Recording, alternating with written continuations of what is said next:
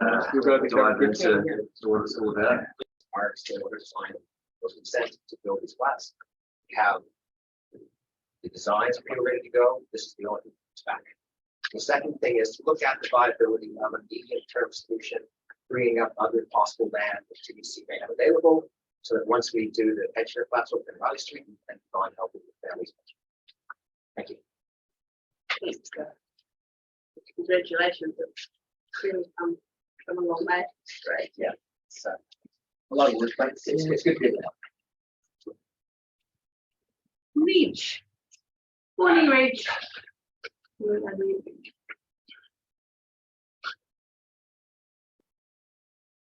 I'll be a moment, Reg. Oh, hang on. Right, I can look. Good morning, everybody. Lovely to see a full house. Yeah, I've been having computer problems. I've had to replace my hard drive, and the sound is not very good. So, can you hear me clearly? Yes. Okay, the responses are broken. Anyway, yeah, great to see a great crowd. My request first is to have temporary signage erected in Collingwood.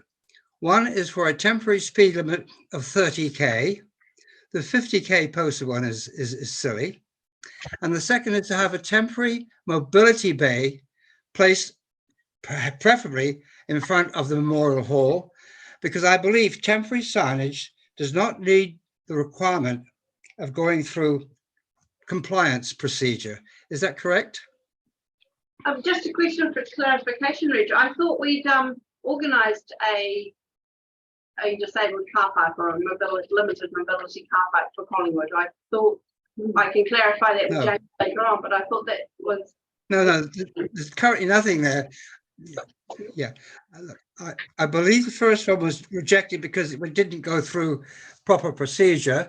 The application was to be accepted, reviewed maybe for next year. I don't know, but in the meantime, there's certainly no temporary parking bay, and cannot one be erected? Yeah, I'll check in with Jamie, Reg. Yep. Okay, thank you. Now, look, sorry. Look, I've got very bad. I'm sorry, I had to replace my hard drive, and my computer is not playing ball. Your response is broken. I was just checking, Reg, where you wanted the 30k to be. A temporary 30k speed zone in Collingwood, absolutely. And I believe it can be erected without having to go through bylaw compliance. Are you talking just Tasman Street, Reg, or leading into Collingwood? No, entering Collingwood, where there's currently a 50k road sign, replace that with a 30k road sign. So it would apply from the minute you enter Collingwood. The whole of Tasman Street, in fact, anything around Collingwood would be subject to that speed zone. Okay, thank you. Sorry, just clarifying. Okay. Yeah. Look, I'm sorry I had to replace my hard drive and the computer's not playing well. The other request was, I was sad to hear that the Collingwood meeting place, which was the fire station, has been permanently removed. I thought it was a temporary closure due to COVID. Can we not put in a request that the Collingwood residents and all those west of Collingwood be given the opportunity to sit face to face with our elected members in a board meeting? I think it's important for the physical presence of either candidates and or councillors to meet. I think my argument is based upon the cost of petrol, the cost of time, and for anybody living in Collingwood and out further west, it has can have up to 200 kilometres of driving and an hour's worth of time. Anyway, it's just a request. Can it be reviewed? Absolutely. Thanks, Reg. Nice. Okay. Look, I'm not getting your reply. I'm sorry. Not. Oh, sorry.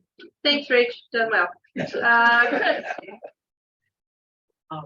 Chris, you're speaking on behalf of donation.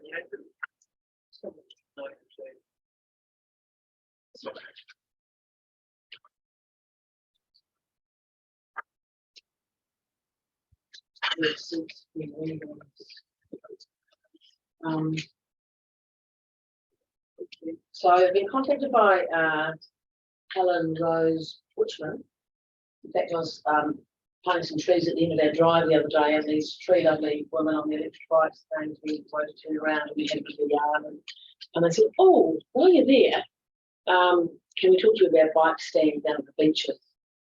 And the email says, I have emailed a request to the community board to consider bike stands at Tata, Waiga and Pohara beaches. I just want to let you know, in case it gets missed, and she added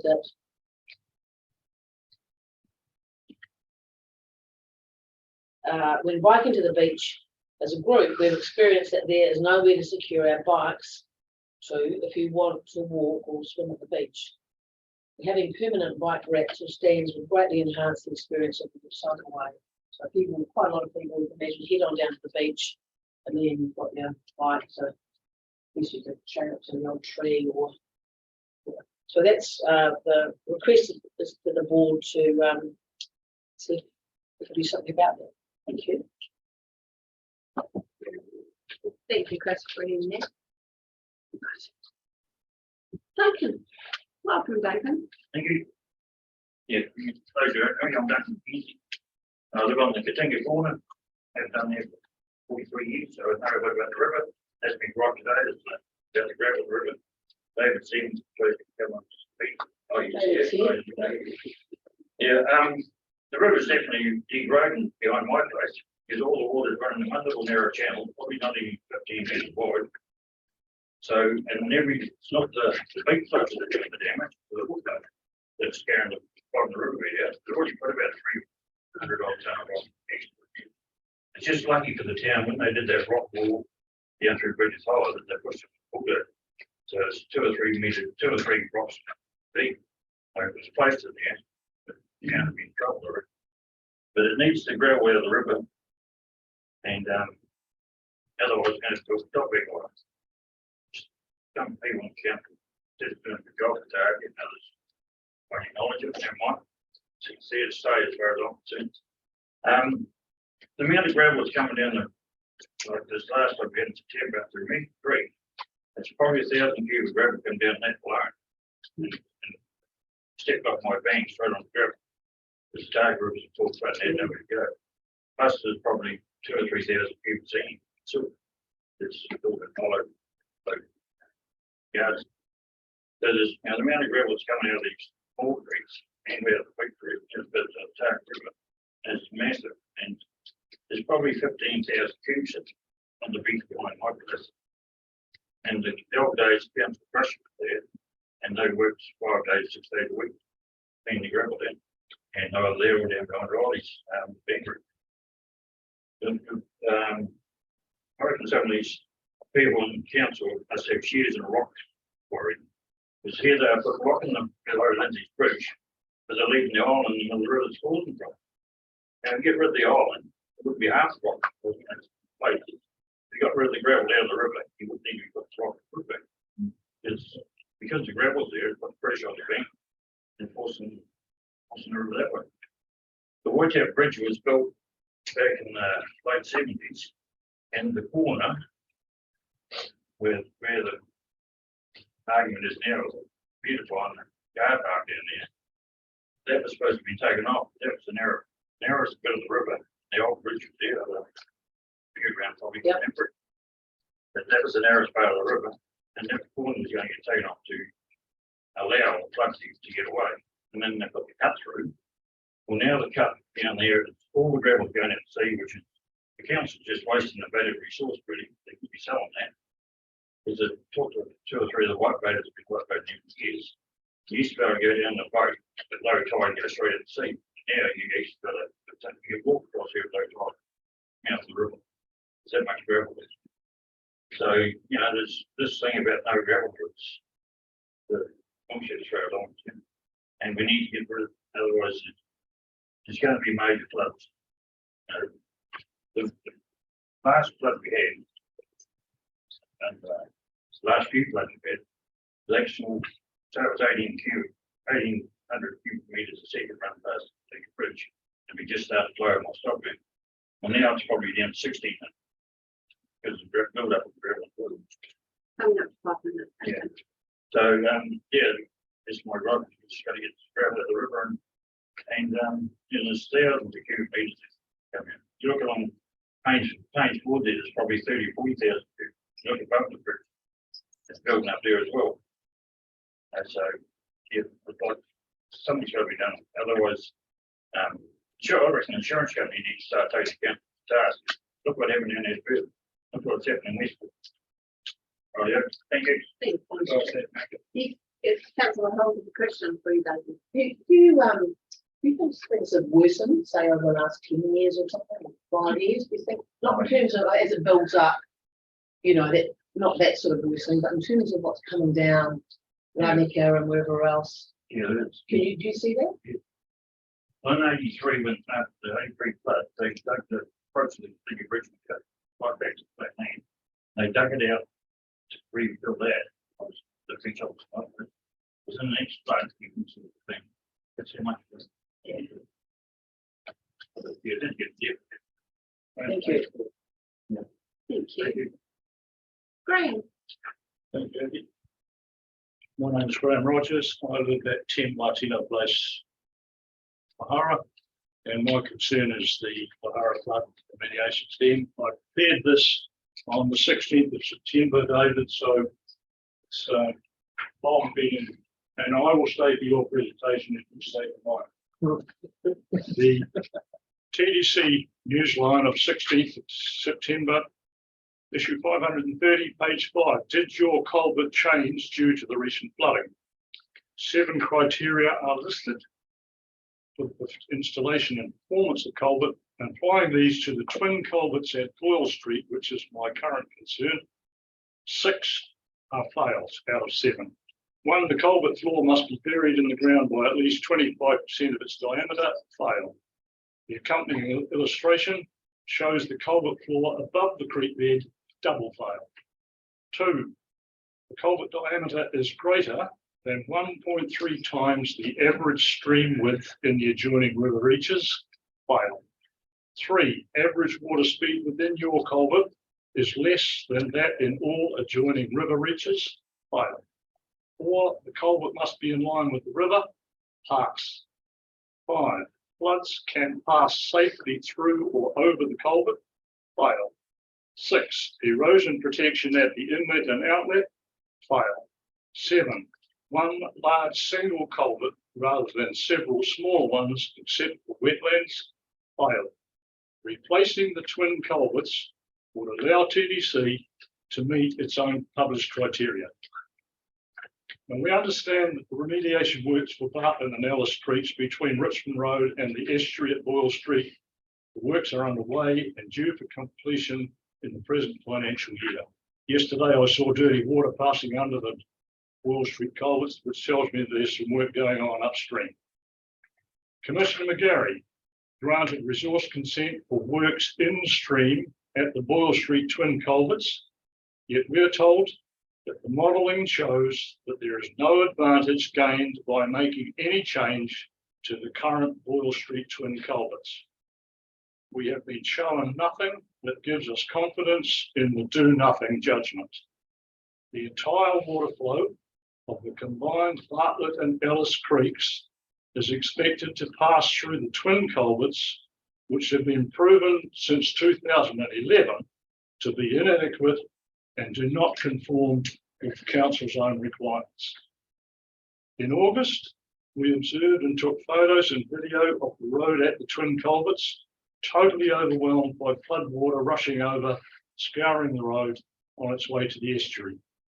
The upstream side of the roadway, the intake side of the twin culverts, was effectively a dam holding back the water, which then backed up further and further upstream and caused or added to the volume of water ponded on the west side of Koikiko and behind the houses along Abel Tasman Drive.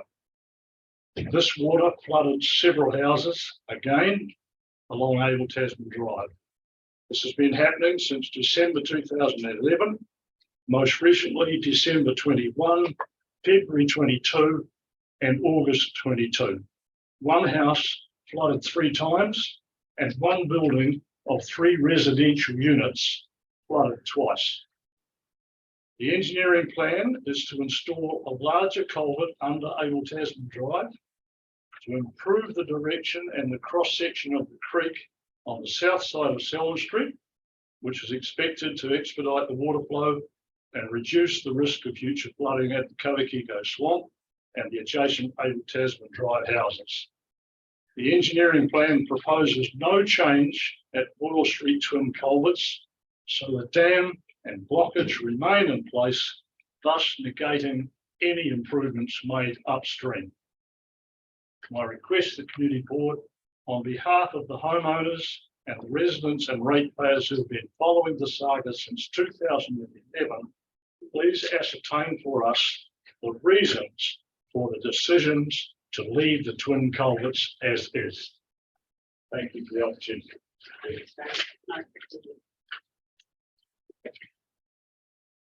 Great, and that brings us to the end of our public forum. Thank you for all those that spoke and raised the topics for today. Okay, cool. All right, so we'll we've got a couple of late items. Under the email. One is the action sheet. One. Oh. I see that was possible. Yeah. Okay. So I move that the action sheet be accepted with a late item onto our agenda. Can you have a second, please? Thank you. Okay, so that now brings us to declarations of interest. Does anyone have any declarations of interest? For anything that's on today's agenda? Robert. The application by the Golden Bay Community Arts Council, because I'm currently a treasurer on that. Thank you.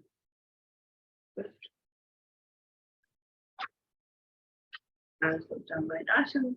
Good. So that brings us into our presentation. So first we have river and stormwater management with David. Welcome, David. Thank you for coming there. Now you need to.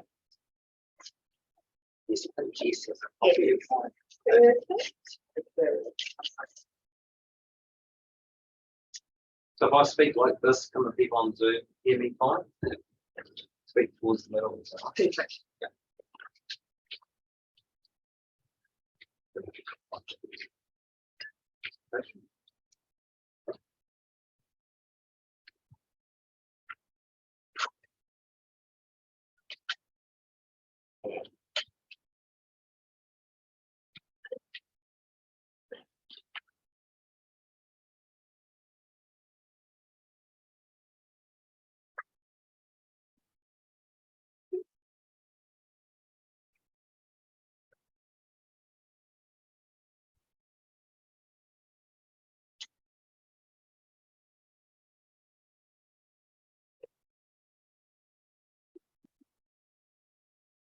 There we go.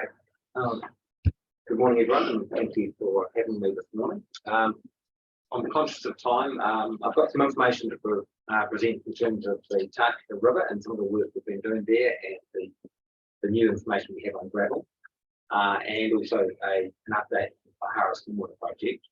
I'll try to move reasonably quickly through this and have to take questions.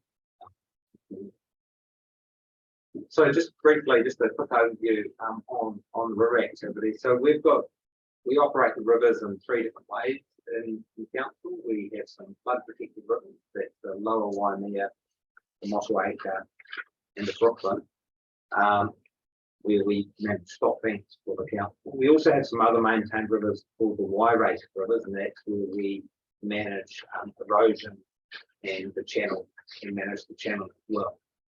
And so we rate X and Y for people that live within a rating area for those 2 types of rivers. And then outside that is rivers that are outside those maintained sections we call Z rated, because people outside those X and Y areas pay a Z river rate. And we do reactive work there where we subsidise private work in those areas. And so I've got a map on the next slide that shows the rating areas for the district.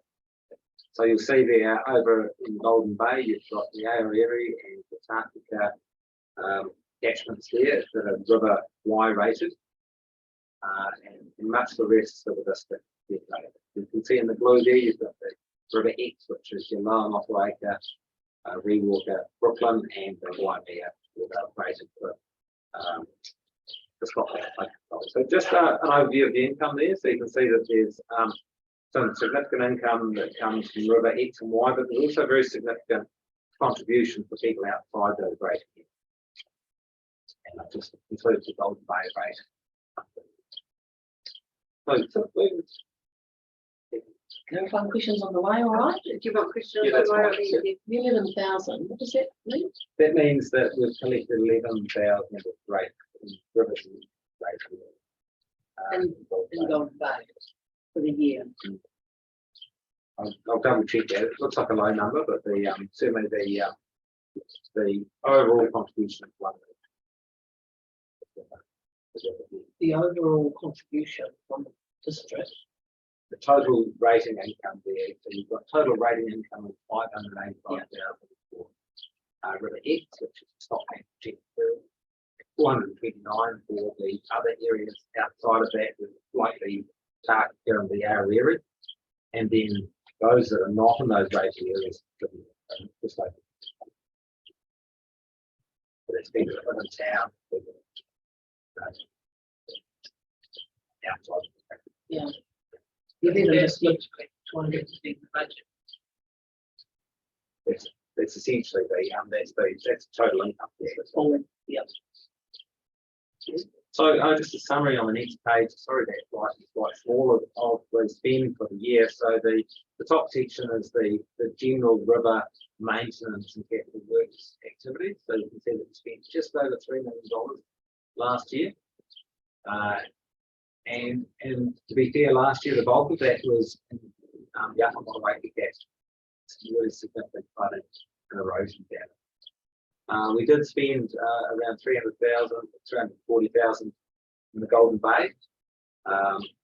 Again, we did some rock work in the Anatopic area, but the bulk of that spend this last year was in Wainara, where we had significant gravel movement and also some rock work.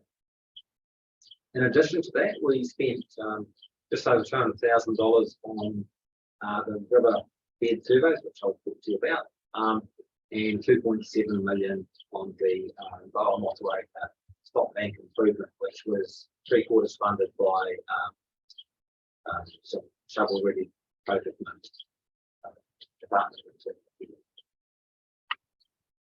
So just moving just a quick overview of the last financial year. So if we get the next slide, yes, thanks. So there's just a photo of the first round of flooding in the Upper Motueka. We had 3 significant flood events last calendar year there, and then 7 more again this calendar year. So that's just above the Kahatu bridge there. The Motueka and the Motueka come together. And go to the next slide, please, Ted. And this is down below Kahatu, looking down to Tapawa. Again, pretty extensive flooding there. And if we can go to the next slide, too, please. Just an illustration of some of the flooding damage here below Tapawa. So the real challenge we had over in Upper Motueka was that we had damage on damage. A lot of the sites didn't have time to recover, or we didn't have time to get there. And so we've had some quite significant damage in Upper Motueka. If we go to the next slide, the most significant work we did in Golden Bay was this work in the Monaro, where we had the river overflowing the Scotland property there and almost going down that big channel, reversing. And so we did some significant gravel movement there, as well as stage cost protection on the end. So that's just a quick overview of the year. What I'd like to talk to you now about is gravel, how we manage the gravel under. So managing gravel is one of the several tools we use. to manage the river. We also use hard erosion protection, so we've got spurred rinds and riprap. We use willows, particularly over the other side of the hill, with vegetated edge protection from prevent erosion. There's some vegetated buffers to just try and limit the damage from the rivers in those flood events. And not so much here in Golden Bay, but on some of our lowland streams, we do channel clearance, and of course, we have stop banks in the Lower Mosswaker, Brooklyn, and the Water as well. On to the next slide. So there's several ways that we manage gravel. We relocate gravel.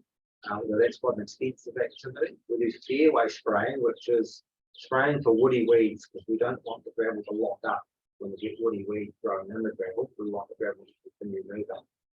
We sometimes do beach raking, which is like using a bulldozer with a raker, with a rake behind it to try and break the gravel up. Again, that's quite expensive, so we don't tend to do much of that. And then, of course, we issue gravel licenses under our fees. And sometimes we also support this kind of thing outside our management. But we go to the next slide, please. So one of the things we're looking to do is maintain the flood capacity of the river, and we do that by the gravel relocation, the woody weed, and beach raking, but also in those river expats, we top up top banks and we protect from erosion. We also look to manage the kind of activity that we're seeing on river berms as well, because, for instance, if we have perhaps an orchard or hops going in on that floodplain, then that can affect the direction and the flooding as well. On to the next slide. So,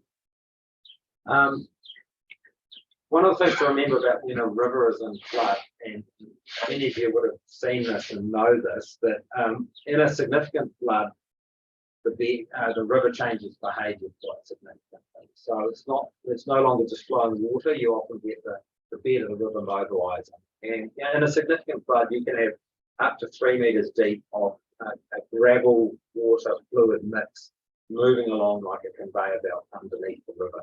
And if you're next to a river in flood, you'll hear the boulders rolling. And so often in a large flood, you'll get a conveyor belt of gravel. And it's only as the flood's dropping that actually the gravel starts dropping out and forming the beach. One of the things we know is that the rivers will tend to, all things being equal, look to establish some sort of equilibrium. So you'll tend to see holes build up over time, and the river sort of evolve into this equilibrium. One of the things we try to do is control erosion on the banks, so that we don't get extra gravel being added into the system, and we try to encourage the gravel to move in the middle of the river. I talked about that, removing vegetation is to keep that gravel moving through. One of the things you've probably also noticed is that gravel always tends to build up on the inside. So on to the next slide. We manage our gravel through 3 different consents that we've got. And we've got a spraying consent, a river works consent, and an extraction of gravel consent. That gravel consent in particular took quite some time to obtain. This is a wide range of views out there on whether we should take the gravel from the river. So I'll just skip through the next couple of slides. I don't think I'll spend a lot of time on them. It's just really talking about gravel relocation, which is what we did in Wainara. One of the risks with gravel relocation is it can be very expensive, and what you can find that in a significant flood or even a decent fresh, you can undo some of the work you did quite quickly. So we look to reduce the amount of gravel relocation. Fairway spraying on the next slide, and beach raking. There's a photo in Wainara there, I think, where we're just dozing across the beach there. And the point of that is that we want that gravel to remain loose so it mobilises on the next flood.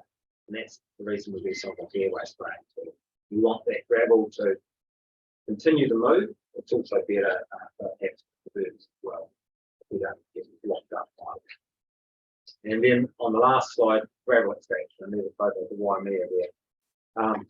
So our role under our consent is to allow gravel extraction for river management purposes. where it's the best practical option to increase flood capacity, maintain the alignment of the river, and maintain the movement of the sediment. That's explicit in our consent. So our consent is really clear. We are not here, our role is not to be a quarry operator in the river. Our role is to issue consent that makes sense to do it. That's what we're trying to do. So on to the next slide there. So we've got two ways in which we can take gravel.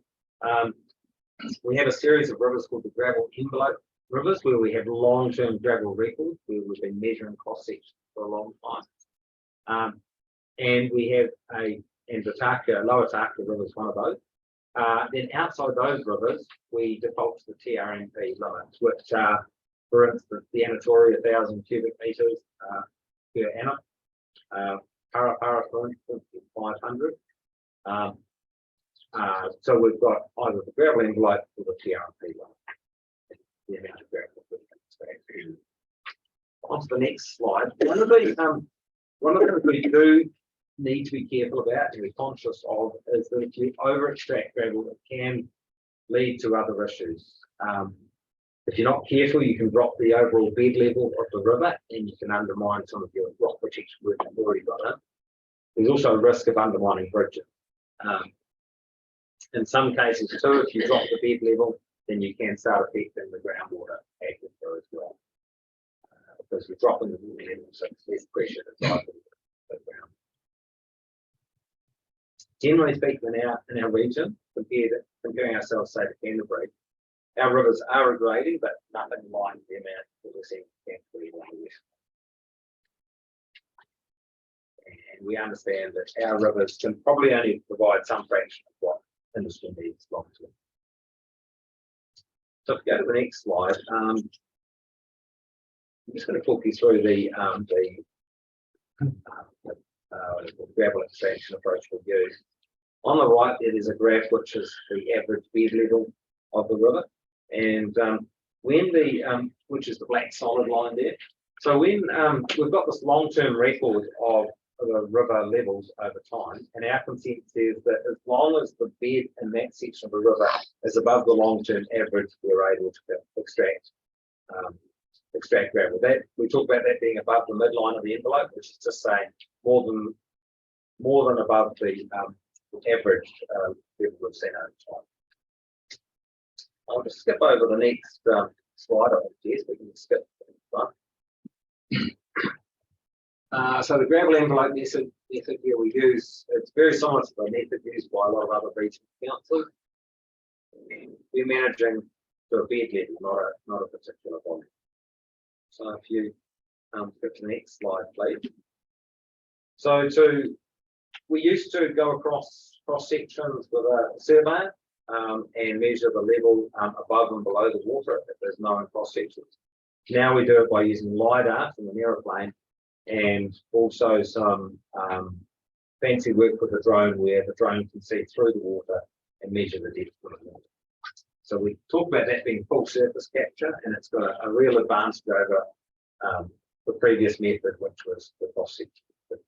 So what we do now is we capture the whole surface of the land below the water, but we bring that data back to the old cross section format. And that's just a photo. That's the so in 2 days this year, we flew all of our rivers with LiDAR, which is phenomenally faster than doing it in the field. So it's a fantastic advantage. The cost of data is really coming down. So the whole district.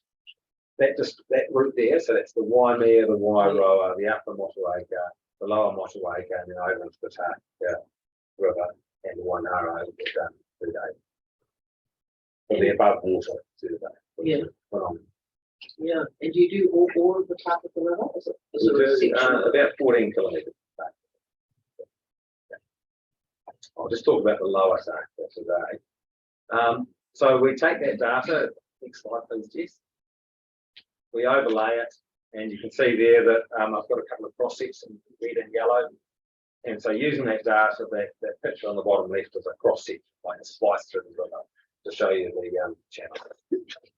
So if we skip to the next slide, so here's our latest example around the Waitapu Bridge.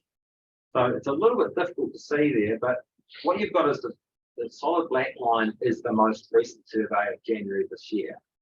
And overlaid on that, all the surveys going back to 1996. And on the left there, you can see two lots of wording merging into each other. What that's showing is the 2022 bed level and comparing it to the 1996 bed level. So it's a very similar average bed level. So it's not about the deepest part of the river, it's the average of the levels between those two lines. So at Waitaki Bridge, we're seeing very similar levels to 1996. Whereas if we go on to the next slide, Roses Beach, and you will tell me this, we've seen quite an increase in levels over time. So you can see quite a difference there. You've got the grey writing, which is the 1996 bed level, and then the black is the average for 2022. So we've got a significant, well, I'd say moderate increase in bed level at Roses Beach. Interestingly, if you go to the next slide, Jess, that's the downstream beach, and then the next slide, the upstream beach, which is up by that riffle there, the bed levels are actually a little bit lower than they were back in 96. So it's important to look at each reach and see where the gravel's moving. With the averaging out, what's lost in it?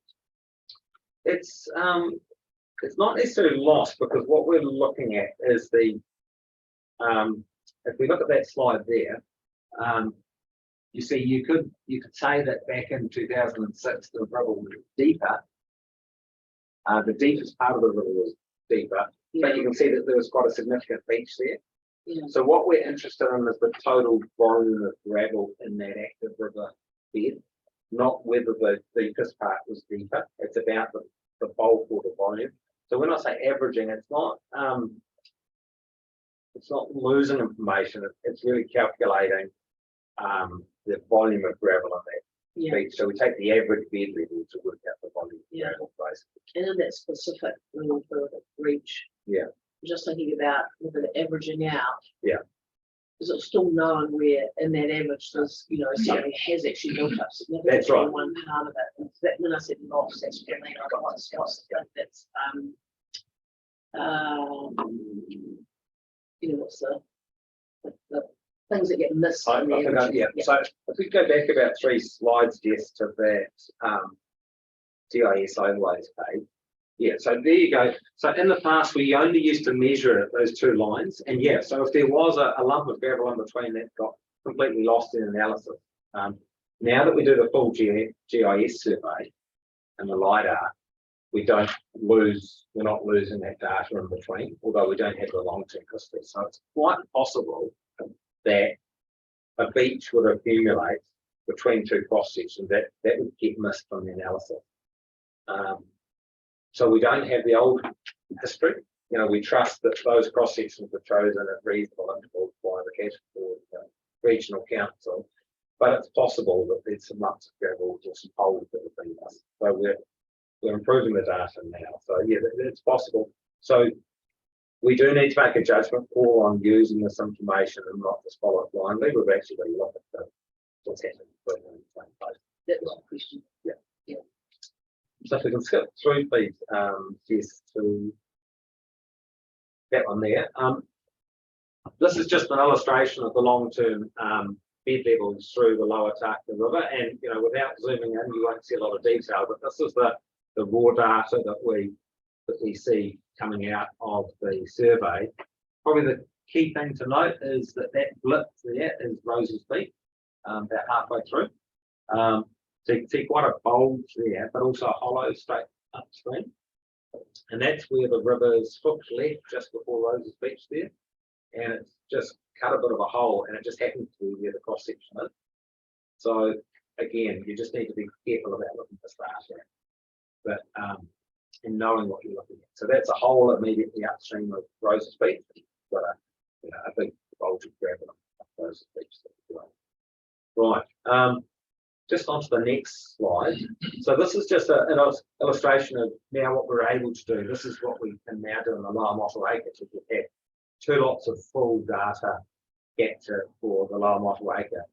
That was actually done 1 year following another, 2021 and 2022. You can see some big holes there in the red, and then some modest build-ups in the blue. So that starts to tell us exactly where the gravel's going and where the holes are blue. So this is what we're looking to get to. Right, on to the results of the Lower Sarkia. So long term, the results suggest now that we're accumulating about 4,000 cubic metres per annum. That doesn't sound like a lot, but one of the things to look at is the history that we have accumulated quite a significant amount of time. The section below the Waitapu Bridge is still adjusting from the 1980s cut. It has been losing material over time, but we've seen that turn around in the last 5 years. Duncan spoke about, particularly at that bottom end there. Above the Waitapu Bridge up the Hamama Road, we're gaining gravel, and it's gaining faster than we're taking it out. So if we go to the next slide, this is a plot over time, so that's 1995 on the left there. So you can see that below Waitapu Bridge there, we've been losing material over time. But in the last 5 years, we've started to see a recovery back to 1995. So what that's shown is that over time, we've been losing material. We've also extracted a little, which is what that grey line is. But in the last 5 years, you're right, it's come back quite significantly. We've seen quite a bit of extra material. What do you put that down to? I guess part of it is that you've got that natural movement through the system. It's probably reached a bit of an equilibrium, but then what we're seeing is the bulk of that material is out of the mouth, not at the bridge or just below the bridge. So we're kind of putting everything together in that reef. We'll see that on the slide in about 4 slides time. Quite a lump of gravel down at right at the mouth of the estuary. The river slows down, velocities drop, and that's when the gravel drops. Whereas back up at the Waitapu Bridge, river's moving quite quickly and the gravel gets moving. But once you get out to that fan, forms a delta, drops out there. Above the bridge, next slide please, Jess. You can see that it was dropping a few years ago, but now we're recovering. So this is the section that includes Roses Beach, and we're now back up above the 1995 average. And the difference, you can see that we've taken a reasonable amount out there because with the grey line there accounts for the gravel extraction. So we're actually back at 1995 levels. But if we hadn't taken any gravel out, we'd be red blue line. So that's the net, which is a surplus of about 30,000. Next section, again, we've from the Anatoki up to the Wainaro, again, we're continuing to add gravel in there. We'll see gravel coming in. And the next slide, same story again from the Wainaro. From the Wainaro to just above Hamama Road. Again, we've got a surplus of gravel in the order of about 40,000 cubic metres. So if we go to the next slide, this brings it all together. So this slide shows us what we're allowed to take under our consent above the midline of the envelope compared to what's actually there. So if you look at the left-hand side there, you can see that there's about a 7,000 cubic metre surplus down at the river mouth, but there's a significant hole based on historic river levels just upstream of that. And if you look at that, the main areas of gravel accumulation, as far as we can see, are between upstream of Waitapu Bridge through the Anatoki, so that Roses Beach is the biggest skyscraper there at Roses Beach. So in the order of 20,000 cubic metres we're allowed to take out from that beach. And then again, as someone else pointed out, around just below the Katunga, there's some on the left there in the beach, but below that, not a lot actually. And then above the Katunga as well, there's some gravel, and up towards Paynes Ford as well, or sand. So if we go on to the next step, so we've done our LiDAR and drone survey, and we've worked out how much gravel's available. On another stream, the environmental science team is doing some flood modelling at the moment to the river, but we were talking to them about what they can feed. Now we're going to identify the sections of the river that we're best to get through that about. And we need to look at what's the right place to take it from, what the right rate it is to take it, and getting access with it. And probably the other key step is we'll be looking to repeat our gravel survey more often. We may even fly here again this year, or certainly next year. We used to have a 5-year survey, but we'll to do it certainly every 2 years. So we have better information. We don't have 5 years for that. Do you have a timeline for when you'll be identifying the road sections and expecting the gravel?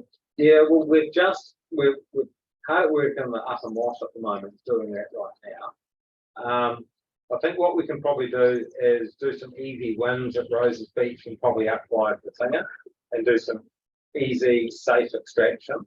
But then we just want to think carefully before we issue too much. We really want to avoid that overreacting because it is a snapshot in time and we don't want to find that the next survey will take it too much to learn the information. So certainly in a position this summer season, I would really take some of those and further up as well. Yeah. And in terms of the amount, That's outside our resource consent, the post rain area. So that's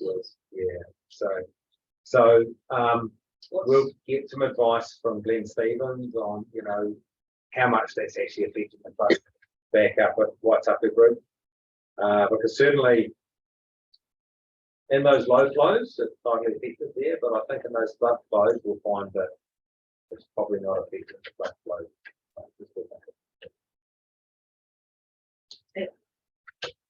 it was possible to get consent. Yeah, it's possible. It's a new consent, but it's a different consent.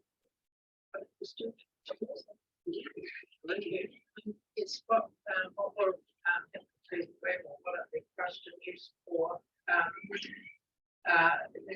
as a resource or relocated? Yeah, we like to these hard rock rivers, the Taku is pretty good quality rock. We like to talk about tiny U, which is concrete aggregate and ceiling chip. That's our preference. From an overall resource management, we can't see the benefit in using the bulk fill and that type of thing. We don't have a formal policy on that, but our preference is to award license to people that are going to use it for high value concrete aggregate. That said, like in some of those other rivers, some of those side creeks, say in the Aorere, we issue small licenses for people to gravel the farm creeks. And that makes sense for the soft gravel as well. It will get used. Yeah, I mean, last year, Ed Dolly was saying, looking out for concrete aggregate, there's quite a specific story. There's only 1,000 people out of the dark room, Yeah, which is ridiculous.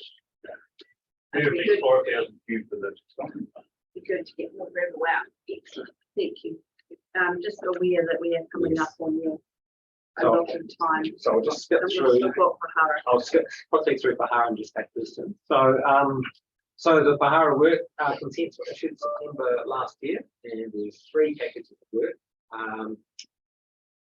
in the current scope, which is abandon the flood wall and planting below Abel Tasman Drive. And the second package is a new culvert at Abel Tasman Drive and the new abandon the flood wall above Abel Tasman Drive. So last year we had 868,000 budgeted. Prices and estimates came in significantly over that budget, and in September the last council approved an additional $1 million.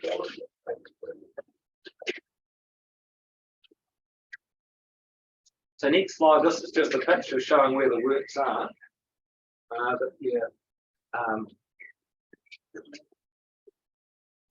We've got a bund wall, flood wall in the orange there down Selwyn Street.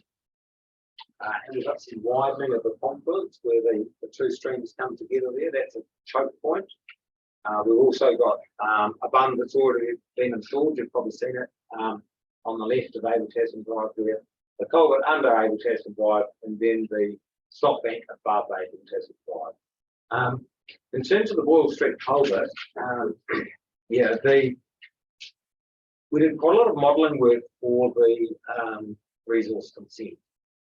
And we came up with sort of an optimum or total package of works, which included upgrading the existing culvert for Boyle Street. So there's 2 culverts at the moment, and the proposal was to put 2 additional culverts through. In terms of the benefits of the work, the improvements from that section are only really seen up to about halfway along Selwyn Street. So when you look at a flood flow, the benefits of enlarging those culverts or even completely removing them. So we had a look at what if we just took out the whole causeway to the golf club.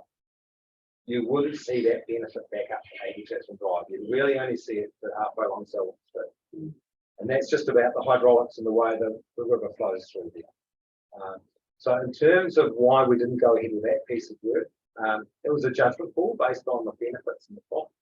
Given that we were well over budget already, we went to council with a funding request to fund those 3 packages of work, and we saw Boyle Street as the lowest value. So I'm happy to talk to anybody about how that works and why we believe that's the case. And we're pretty confident that widening that construction down by the end of Selwyn Street and where that orange is shown, there's some widening going on. We're pretty confident that that's quite a significant constraint on the system.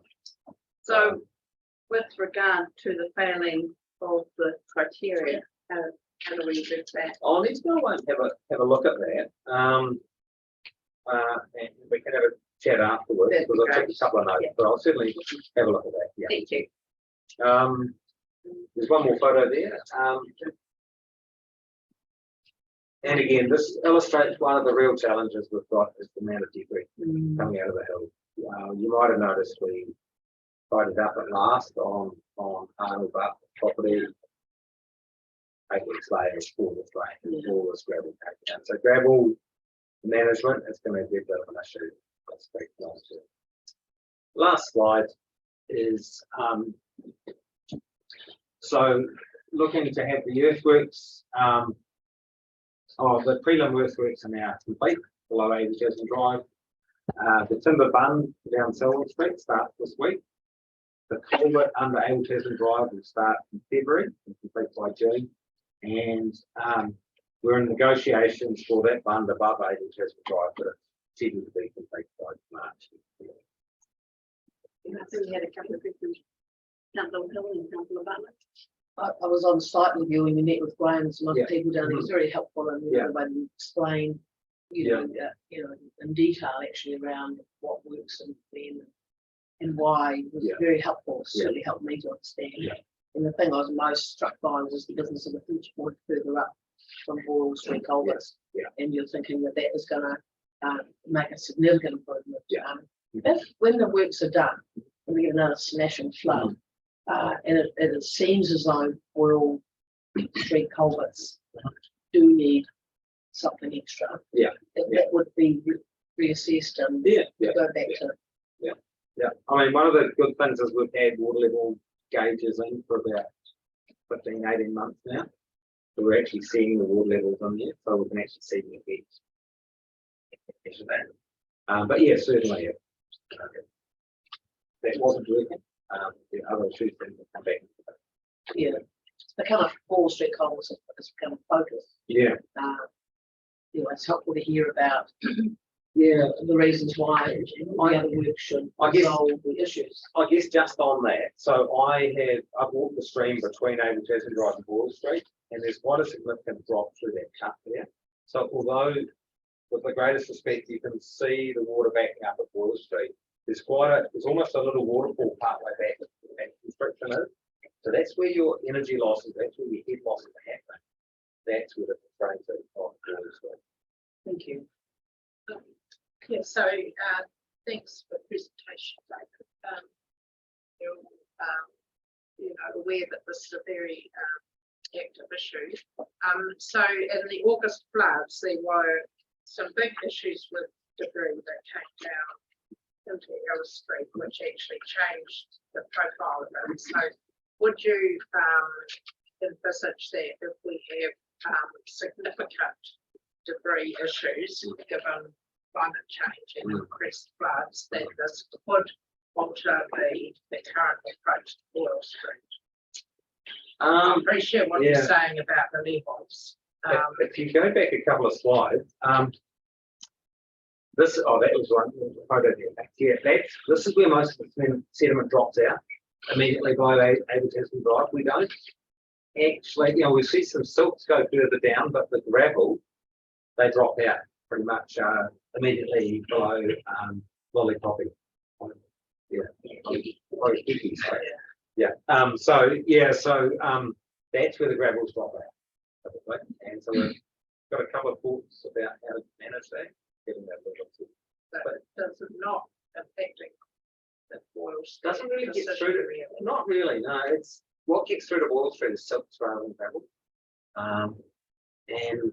Certainly there's been some silt accumulating on the in the wetlands above Wall Street, but again, I don't think that's because of the boulder. Any other questions, David? If we have an update on waste summer, but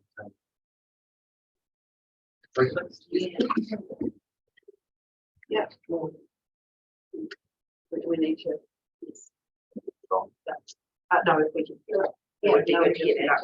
Yeah, absolutely. So just a bit of an update. So I've been speaking to a grant earlier in the year and working with Parks and Reserves and Transportation. So just making sure we get our ducks in the row for this summer. We've got a few things lined up. I've been speaking to Lynn and Reserves. It looks like they've got 4 larger rubbish bins in stock that they're looking just to get advice on the best place to put them. So she's working with Elmac on that. We're confirming our frequency of clearing and just trying to coordinate the 2 contractors to make sure they know who's doing what, who's clearing how often. Particularly in Elmac, they're clearing twice a day in the peak, and they'll go up to 3 times if they need to, they tell me. And we're also looking to get some signage in up on the Canaan Road, out Hackawar Way, Cobb Valley Road, just telling people RRC, resource recovery centres are. For some people that don't know where to take the rubbish, and so for those that do, take it. Is there any chance, David, that we could get times of the day that left on the sign of when these places are open? Even locals struggle with, I've had comments about when the Collingwood is open, and it just seems to be a constant reoccurring theme, and it's hard to find on the website. Anything. And just through the chair, is there any one of those signs at the information centre? No, not at the moment. I think that's probably one of the best places to put one. Okay. Oh, we have got labels on the bin, but we'll find that. But yeah, that's a good one. Yeah, okay. I'm not sure, but in terms of it's an ongoing issue around festivals generating a lot of rubbish and not dealing with it at the festival. And this relates to the consents or not needing the consent for some events, I think. And this has been brought up by Grant and others over the last years, previous term. And I don't quite know what we need to do. It would be great if someone's going to run a festival, 4,000 people leaving with rubbish, and actually people arrive into it. Spoken to people up the eyesight. So that's probably best. Because they call themselves a zero waste event. Yes. And it actually, it almost becomes a responsibility. And then the eyesight, they just a lot of rubbish gets put up there as people arrive down to the festival. So that's an ongoing issue that comes into this. I mean, the only thing else I can think of would be that they sold down the rubbish bags at the festival. They laugh at us. Yeah, they would, don't even know about that. Yeah, okay. Whereas, I mean, Tokesmou, it seems we thought Tokesmou was going to be a bit of a disaster. It was, as far as I can tell, fine. That's though a different type of Okay. clientele. You're looking for the right. So that's why we're trying to put those signs up, so that at least people that want to know where to take it know, but whether they will. I wonder too whether it would be worth approaching the businesses that do generate a large amount of rubbish, but I'm wondering if this year that might be mitigated by the fact that they're actually open. Yeah, that will make There's difference. not a lot of takeaway packaging. Probably have more this year. businesses. Last time it was all takeaway packaging.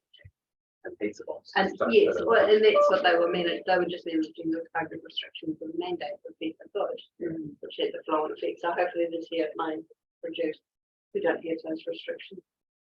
I wonder if as a board that we could approach the festival organisers and get a relationship with them and then try and generate something. Certainly try Yeah, again. Board, I'd like to see that happen.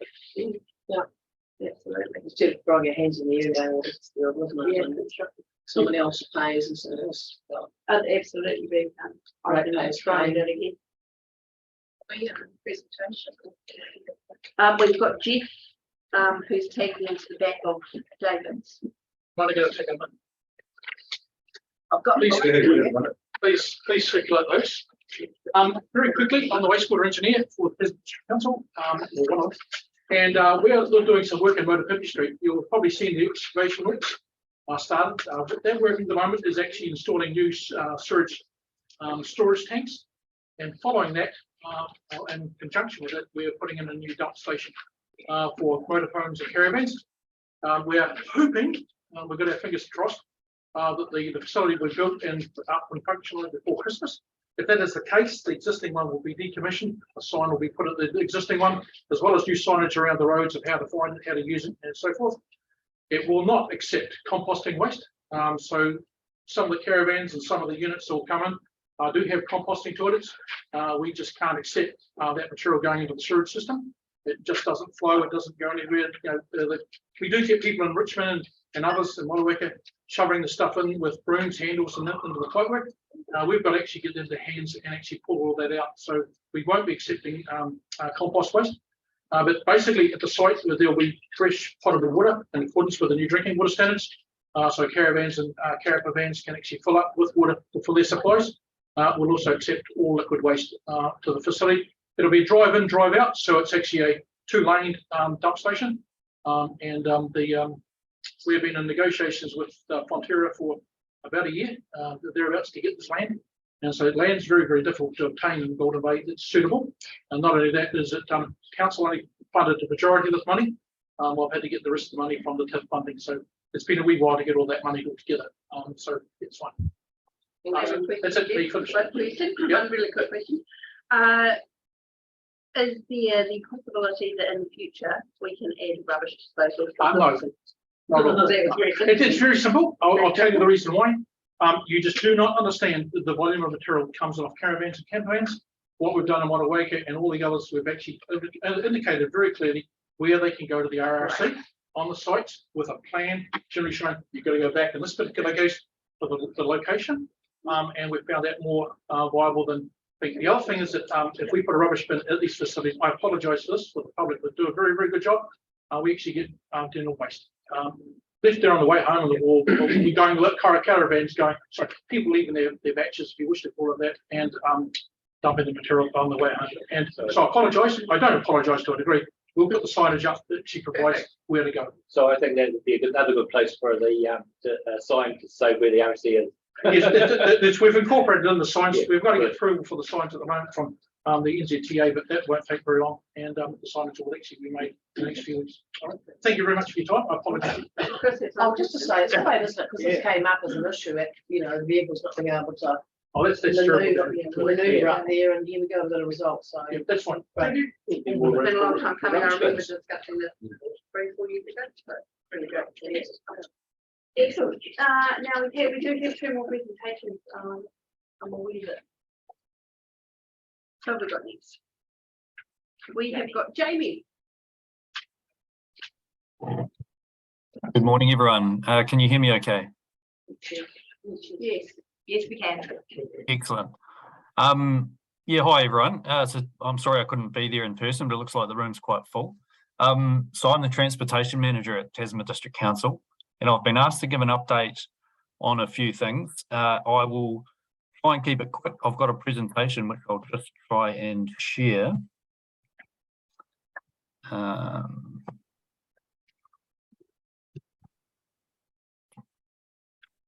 Can you see that presentation? Yes, we can. Awesome. Okay, so today I'm going to talk about three things: active transport, speed limits, and public transport. So firstly, active transport. So the council have recently in May adopted a new walking and cycling strategy. That strategy is by design really urban focused. So it's responding to some really intense and growing pressures, primarily in our big urban areas, where growth and traffic and carbon emissions are all sort of in the mix. And we're trying to, I guess, change the way people get around our urban areas. So we've got a number of goals for that strategy. So 4 main goals are improving network capacity. So that's getting more people able to use the transport system than if they all just try and get in their car and go somewhere at the same time. Healthy communities, looking after our environment and a vibrant environment. So there's a number of benefits to getting people out walking and cycling. I think most people really understand what those benefits are. It's better for people's health, it's better for reducing congestion, it's better for the safety of children and old people just moving around our townships. You know, we all kind of look to the Netherlands as a example of someone who's done this well over the last 50 years. So the Netherlands embarked on their journey in the 1970s, and just coincidentally, they, I believe, have the happiest children in the world. So go figure. We are focusing on urban areas, and particularly short trips. So trips that people might now make by car just because it's more convenient, or perhaps they feel unsafe trying to cycle or walk within the townships. But the council set very ambitious goals to get people walking and cycling for short trips. So that infographic at the bottom there just kind of illustrates what proportion of trips we aim to have by walking and cycling based on the distance of those trips. So if your trip's less than 500 meters, it's almost expected that you would walk or cycle.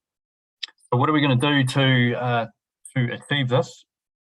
There's a number of actions. So primarily is creating a safe and connected walking and cycling network. That's obviously fundamental. You know, people need to feel safe and they need to have a safe space to do this. Tied in with that is some speed management. So safe speeds, particularly around schools, and I'll talk about that a little bit later. We need to put in place supporting facilities, so parking for bikes, shelter for people either parking their bikes if they want to get on a bus and take a longer trip, and seating for people who are walking around our towns. And that's particularly important for elderly people who need to rest every so often when they're walking. We've got school and workplace travel planning. So that's about getting alongside schools and large employers to talk about how they can support people to actually change their behaviours and make it easy for them to know how to do this. Education and promotion is important, and better urban design. That last one's quite a big one.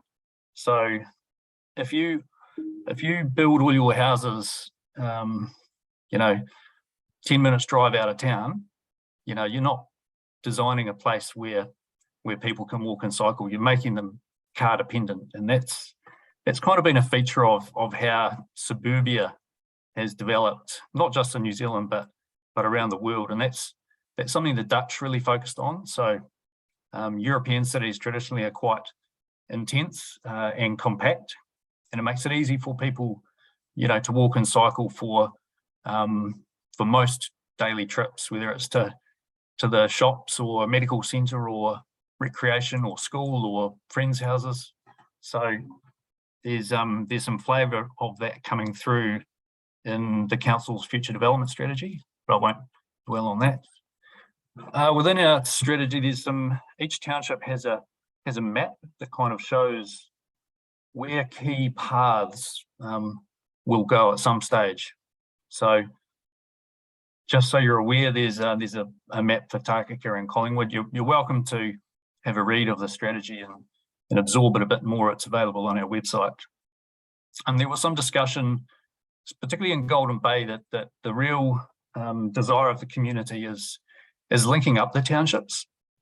And we understand that that's the priority. So, for example, working with Waka Kotahi to get safe space for people to cycle between Takaka and Collingwood.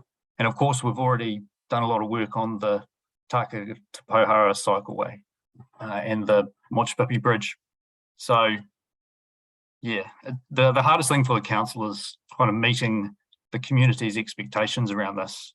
And there's a lot of desire. So that's why we've got a strategy to try and prioritise where the work will happen, and that also paves the way for us to access government funding. So before I move on, is there any questions around that? No, I think we're good. Thanks, Jamie. Cool, thank you.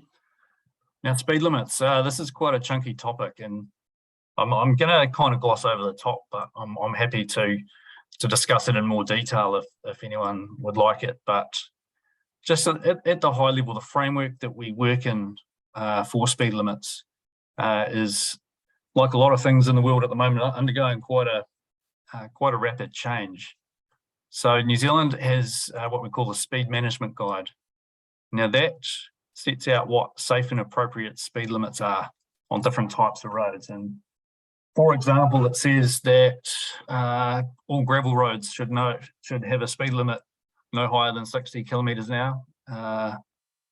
Urban streets, residential streets should have speed limits no higher than 30 kilometres an hour. So it's got some quite broad guidelines that I think some people might find alarming, but that's just the nature of speed limits. So there's legislation that we have to follow, which is called the Setting of Speed Limits Rule 2022. Now that requires councils or all road controlling authorities to develop what's called a speed management plan. That speed management plan will outline what that community's aspirations are for speed limits on their roads. And that's the mechanism by which changes can be made. And it requires councils, when they are making changes to speed limits, to consider the New Zealand Speed Management Guide and what it says is a safe and appropriate speed limit. So right now, staff are developing a draft speed management plan. It's a work in progress, and it's fair to say it's probably not going as quickly as we would like. We've had we've lost the staff who were working on it, so we're just trying to replace them. But all going well, we should be consulting with the community sometime in 2023. So the idea is we draft a plan, take that to the community, ask them what they think. Their feedback goes in, and the council will approve a final speed management plan. And from there, we can begin to make changes to speed limits. Here's a map that shows what safe and appropriate speed limits look like. This has been developed centrally by Waka Kotahi. The red is 60, the green is 80, and the orange is 30. So these are just trying to give you a flavour for what the future might look like. Probably don't have time to dwell on that too much. The real priorities are around schools. So as I've written down here, we are legislatively required to have speed limits no higher than this, 30 k's around urban schools and 60 k's around rural schools. And that all has to be done by the 31st of December 2027, with the requirement that we're making progress towards having 40% of those treated by 1st of July 2024. So that's something the government have put in there purposely, and I think they everyone will realise that speed limits around schools are kind of a real issue and a good place to start. Is there any questions around that? Councillor Hilton and Yep. Board Member Knowles. Kia ora, Jamie, thank you, great to have you here. In terms of the 60 limit around rural schools, can it be lower than that? Yep. That was my question, sir. So it's not broad brush that's what it needs to be. So where a 30k limit would be more appropriate, that's possible. Yeah, and it really depends on the context of the school. I mean, we do have schools in rural areas where anyone who's parking or sort of coming and going from the school has to park on the road. You know, there's no off-street parking, or there might be a relatively high proportion of just people and activity happening on the road, and yeah, you could argue that 60 is too high. So I would expect a number of our rural schools to target something less than 60. Thank you. Robert. So I was just thinking about the speed management plan, and I assume you have to work in partnership with Waka Kotahi because of the state highway? Correct, yeah. So we're doing our best to work with Waka Kotahi and align sort of their time frame with ours, but it's easier said than done. They have a central team in Wellington who are kind of doing this for the whole country for Waka Kotahi. So it's not being driven by the regional guys who we deal with more regularly. So we're doing our best with that. We're also talking with Nelson City Council about aligning their work with ours, because we've got, you know, the situation in Richmond where the urban areas are basically merged now. So it makes sense to consider speed limits in a consistent way across that boundary. So yeah, I mean, great question, and that's going to be a challenge to try and bring that to the table in a time frame that meets everybody's needs, but we'll do our best. Yeah, thanks, Jamie. I'd understood from Waka Kotahi that they were going to start talking about a reduction in speed limit from Tākeka to Collingwood, and they were going to start talking to the community at the end of this current year. I wondered if you have any more information about that. No, look, we've had a few conversations with Waka Kotahi staff about things that they might or might not do. It's it can be challenging to pin them down. That's probably, I'll leave it there. Okay, thank you. I think you Okay, can carry on. Yeah. I'll carry on. Thanks. So the last thing I'll talk about is the regional public transport plan. So the last time this plan was prepared was or signed off was in 2021. That's for a 10-year period, 21 to 31. This is a joint plan that was developed by TDC and NCC because currently our two councils run a single bus service. Well, primarily our public transport consists of a single bus service that crosses our regional boundaries. So the current RPTP aligns to the regional transport priorities. So NFAS is the Nelson Future Access Study, previously known as the Southern Link Study, which has been around for a while and is ongoing. And Tasman have recently completed our Richmond Transport Program business case. Both of those envisage a future where more people travel by, public transport and also by walking and cycling. It's basically the only way to accommodate growth and as an alternative to somehow squeezing 16,000 more cars on our existing roads, which is just not going to happen. And our future development strategy has also recognised this, and it's it's focusing future development and intensification around the good public transport corridors, or the corridors where we will invest in improving public transport and making it a more viable option for people. It envisages staged improvements to public transport coverage on kind of a 3-year periods, 2023, 2026, 2029. So starting in 2023, there's going to be public transport services going out as far as Motueka and Wakefield, and you'll be able to get on a bus, a nice new electric bus in Motueka or anywhere along that coastal route, and have a pretty cheap trip all the way into Richmond or Nelson on the same bus, so you don't have to switch buses. And similarly for Wakefield. From the 1st of July 2023, that'll be starting out small scale, so 4 return trips from Motueka and Wakefield a day. And I guess as we have more money to invest and it improves its viability, those services will increase in a staged way through the later 2026, 2029. And there'll be frequent services between Richmond and Nelson. So it runs on a 777 is kind of the catchphrase we use, starting at 7 a.m, running through till 7 p.m, 7 days a week. You could catch a bus at least every 30 minutes. I think people's desire to have more frequent buses, but it comes down to cost.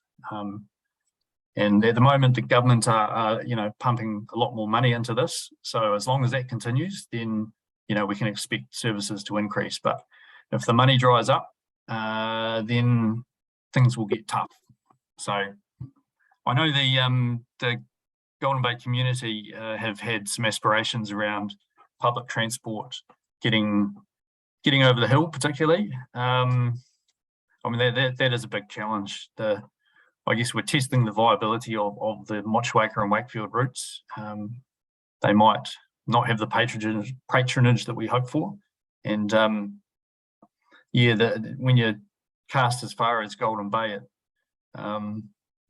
as a commuter service, it would be a real struggle to justify. And at this stage, it kind of hasn't really been considered viable. Having said that, there is some money in our long-term plan for what we've called community transport services. So if we can find a community transport partner to deliver some local services within a relatively modest budget, I think our budget's around $10,000 a year, then we can sort of see what we can do with that money. So that's it in a nutshell.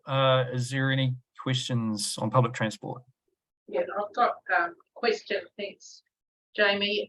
Is there any possibility of a commercial partnership for transport that would over the hill, which would be a commercial service, but would also have some support to also operate as a public service? It would be, I mean, people are prepared to pay, and they have paid, but we've got a situation where we have got a commercial operator who I understand is starting again in December, but trying to keep that going all year round in some form of a sort of dual arrangement where you've got commercial with some sort of support from council. Is that a possibility for the future? I don't want to rule anything out. It would be really difficult to, so the $10,000 a year that I talked about, that's assuming that 50% of that is subsidised by Waka Kotahi. So Waka Kotahi have some very stringent rules around how their investment can be used. And the investigations that we've done, because there has been discussion on this so far, has shown that the options on the table haven't satisfied Waka Kotahi as an investor. So that would leave potentially only $5,000 of council money that we can actually do what we want with, unless the council would have put in more money. And at that level, that it doesn't really seem like it would buy much in the way of a commercial partnership and you know, somehow maintain a commercial operator to operate a service. It's a drop in the ocean when you start talking about running a bus and employing people and trying to buy diesel, etc. But yeah, I mean, I won't rule anything out. I think we'd have to have some more discussions on that. Thank you, thank you. I just wonder about the viability of a bus service from Collingwood to Takaka, 2x2x2, twice a day, and maybe even one to Pahara in the busier season. What options do you think that, or what viability do you think that could hold? Because, you know, we've got a similar sort of situation to Nelson and Richmond perhaps, but on a smaller scale. Yeah, look, the next update of the regional public transport plan will be kicking off in 2023 because a revised plan will need to be published in 2024. So I think it's worth collecting some of these ideas and seeing if they can be incorporated in the next plan. There is a public consultation associated with that, so there will be a chance for people to have their say on what they want to see. So we'll probably capture it that way. Okay, Jamie, any more questions? No, I think that's Cool. Oh, thanks everyone for your attention, and I'm sorry I couldn't be there today. And for those going to the Mochipipi Bridge opening, have fun. I hope the sun shines. Cheers. actually Jamie. Yep. Oh, good. Just quickly, did you hear Richard's request about the mobility? I did, yes. Yeah, I'm just following up with a staff member now to see where we're at with that, and Awesome. I'll provide an update. I'll come back to you about the 30K temporary stuff later. Great, thanks. Now I'm aware it is now 20 past 11, and I'm just wondering if it's a quick time for a quick coffee, if that's okay with you and you. Lovely, brilliant. Thanks, James. Appreciate that. So we'll be back here at 31 past 11.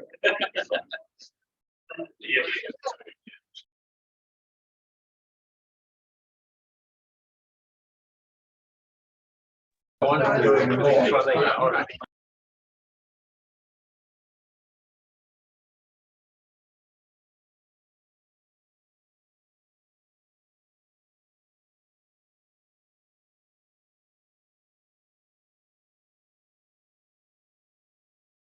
Right. Oh, well. Oh, now that was silly. It's 3 years You old. might so have to help me.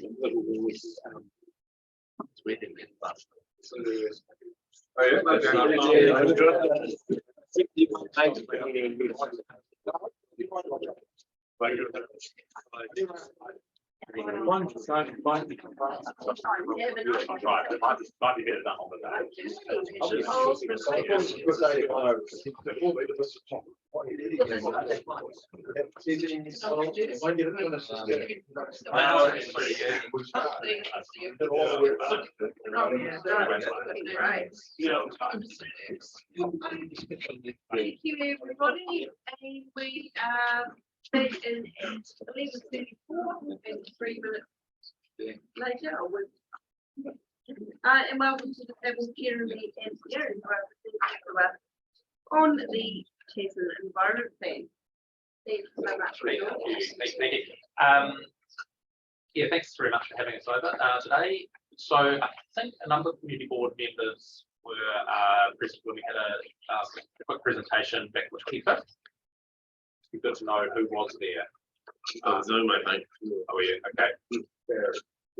That very little. It was around the consultation work that we're doing. So for the Tasman Environment Plan, it's going through the consultation material and a background on the Tasman Environment Plan. Okay. So just a very quick background. Tasman Environment Plan is essentially the replacement plan, the review of the plan to replace the Tasman Resource Management Plan, which is the great big blue book sitting at reception, which is essentially the rule book for what you can and can't do. It provides rules, what houses you can build, what activities you can do on different land.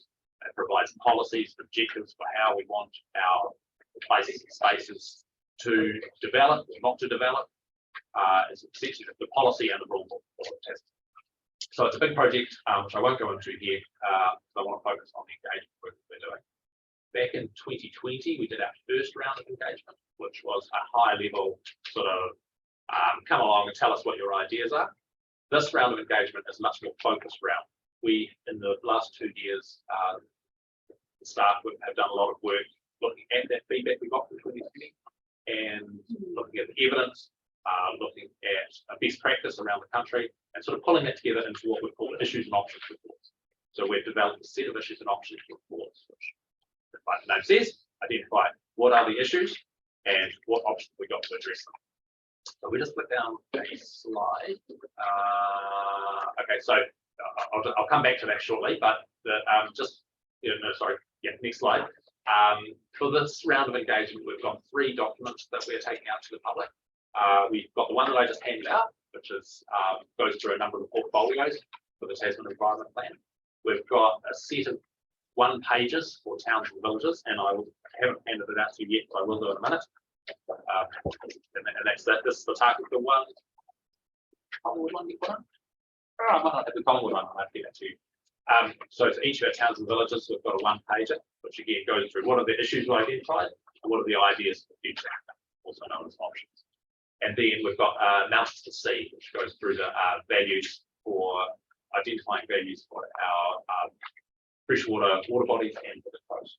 And here I'll talk about that shortly. Go to the next slide. Okay, so just onto that. This is around that first document, the one I handed out. Yeah, we'll plunge on it back. We'll get into the next slide. So this document goes through a wide range of topics. Now, I would say that this is probably about half the topics that we've got for the Tasman Environment identified. So this is really going through all of those resource management areas on a case by case and identifying what are the issues that we've got in these areas. Some things we know about, some things we just know we have to do, some things are guided by national legislation. But there's other areas under each of these headings which are very much, there are genuine issues and there's genuinely several options, several different policy directions that we're taking. And so we want to take that out to public and get some feedback on those. So what I think I'll do is I will, it's probably worth me just running through these very quickly, just to give you a little bit of commentary on each without taking too much time.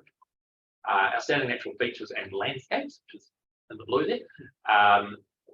We've done a lot of work on that, and particularly in Golden Bay, and I think you in various ways will have been involved in that. And so in the document, you will find that it actually goes into quite a bit of detail. Some of you will know Stephanie Stiles from Boston Bristol, who's been over several times working with the landowners along the North West Coast. And so we are optimistic that we've moved quite a long way forward with that, and that actually the draft rules, full concepts there, are quite advanced, saying what you may or may not be able to do in some of these outstanding feature and landscape areas. So we're hoping that goes okay. Noise, really just about the noise of our environment. That's in terms of the setting, that's quite a technical area, and I won't dwell on that. Light, we've had a number of feedback around glare between properties, bringing in rules for how much light spill can occur, but also policy direction for protecting the night sky, and that's been pretty supported. So that's the direction that we're going in. Signs, have we got too many signs in our environment? Have we got not enough? We need to support businesses more, or is it about right? So we're asking questions about that. Urban environments, what do our urban environments look like? How are they going to develop? What is the character of our different urban environments? That comes more down to the town by town. But around what's the hierarchy between our towns? How to thinking of somebody like Richmond also, but also Takaka in some ways. How does Takaka Centre relate to the other smaller centres that are developing or potentially could develop in the future? Considering, we're talking 30-year plan. Temporary activities is relevant to things like festivals, but whole range. But what are the rules for those? How tight should the rules be? Notable trees and historic heritage. We have a consultant who is developing up policies and rules for those. We're asking for nominations for new trees and buildings, which we can reassess. The rural environment. There's a number of aspects there that I think spoken to the councillors previously about to do with how our rural environments develop, and particularly around rural residential living, and to what extent should we be encouraging further rural residential living, or potentially pulling back on that from a travel vehicle kilometres travel and carbon emissions point of view. So there's some questions there. Rural 3 zone doesn't relate to here, but it's, if you're interested in that, over around Mapua is a quite significant change in policy direction proposed there. Energy and infrastructure, to do with supporting renewable energy and resilient infrastructure. And then the coastal strategic plan is some work we have to do for the NZCP's coastal policy statement to develop a coastal strategic plan. Transportation is now, it's not transportation in terms of what the council does, so it's not the sort of function that Jamie's talked to you about cycleways and walkways. So what are the transportation rules that apply generally to private land? So we're looking at options there for employers and businesses, and some of them relate to how many car parks, is their maximum number of car parks that should be considered, what facilities might they provide to encourage walking and cycling, bike parks, that sort of thing. And then the coastal environment and comparator, which I don't know why that's the bottom, we go to the top one, but that's very similar to the outstanding natural features and natural character areas and coastal environment, and what rules apply along that. So that's a big long list, and that's about half of them. And I guess the reason I'm presenting here is because it's mainly the district stuff. It's the stuff that is kind of largely people stuff.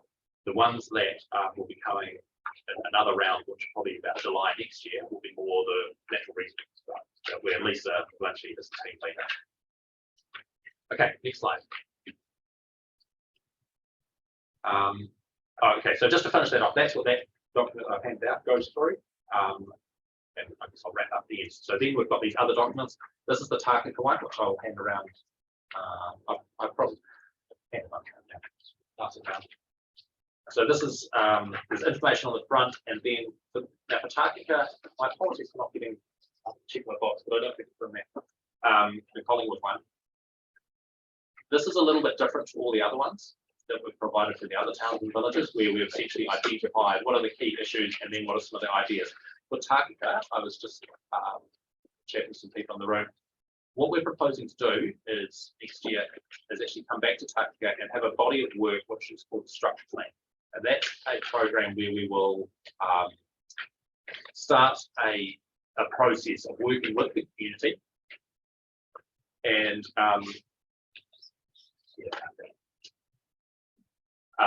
a program where we'll work with the community to work out, okay, how is Tākaka going to look in the future?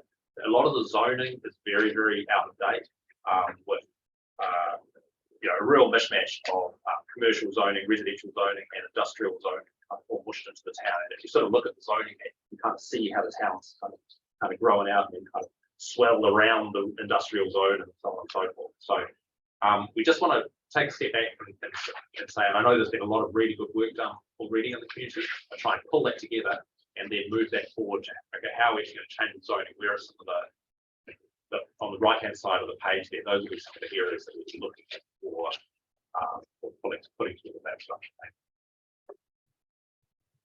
So essentially, what we're saying there's actually not much point really asking some of these questions now of the community. We'll do that as a comprehensive work stream next year. Next, sorry. Oh yeah, sorry. Actually, do this slide. Except to say, sorry. That one? Yeah, that one. As part of this, we'll be working with iwi all the way through, our iwi partners.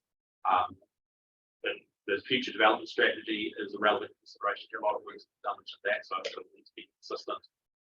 They take that future development strategy forward, and then we've identified also. Sorry, I'll email them through. We can find them online. There was a cover page that goes with these towns and villages, which goes through some of the general policy approaches, they go through the climate change approach, and how we want to make our towns and villages attractive from a experiential point of view, that they're great places to be and that they're well connected to. Those are just some modern town planning elements. Yeah. So for Collingwood, I've got some slides here. The issues that are identified really is its vulnerability to sea level rise down in that peninsula area where the main town centre is. That there is a risk that it will lose its distinctive sense of place, character, and identity. And then that there is generally a shortage of commercial and residential land. I'd add to that probably that the council has identified that there are some various important historic heritage elements of Collingwood which we need to again, sensitively, be aware of and celebrate where appropriate. And that's mentioned in that overall document that applies pretty much all of our town. So rather than specifically just for Collingwood. And then the ideas, well, let's call them options. Encouraging further development up on Orion Street. That probably is the future location for that particular town. Somewhere, when you go past the school, improving access around the peninsula, public access point of view around the coast, protecting the bush remnants better on the coastal scarps, and working on a coastal hazard response. Now that last one's obviously a big one, and it's a little bit backwards. I won't say ask about base, but that our coastal hazard response work is coming in 2023. That's something that's been harder, slower work stream. So that will be coming in terms of what's our response to these coastal hazards. But in the meantime, we sort of need to get on with this town. Okay, Takaka, I've talked about that. It's on that document you've got there, so I won't go into that. But I guess our way to deal with that is to do the structure planning work. But since we've really limited on time, I think that is next. Perhaps. Yeah. Oh, just maybe just chuck me the point of view.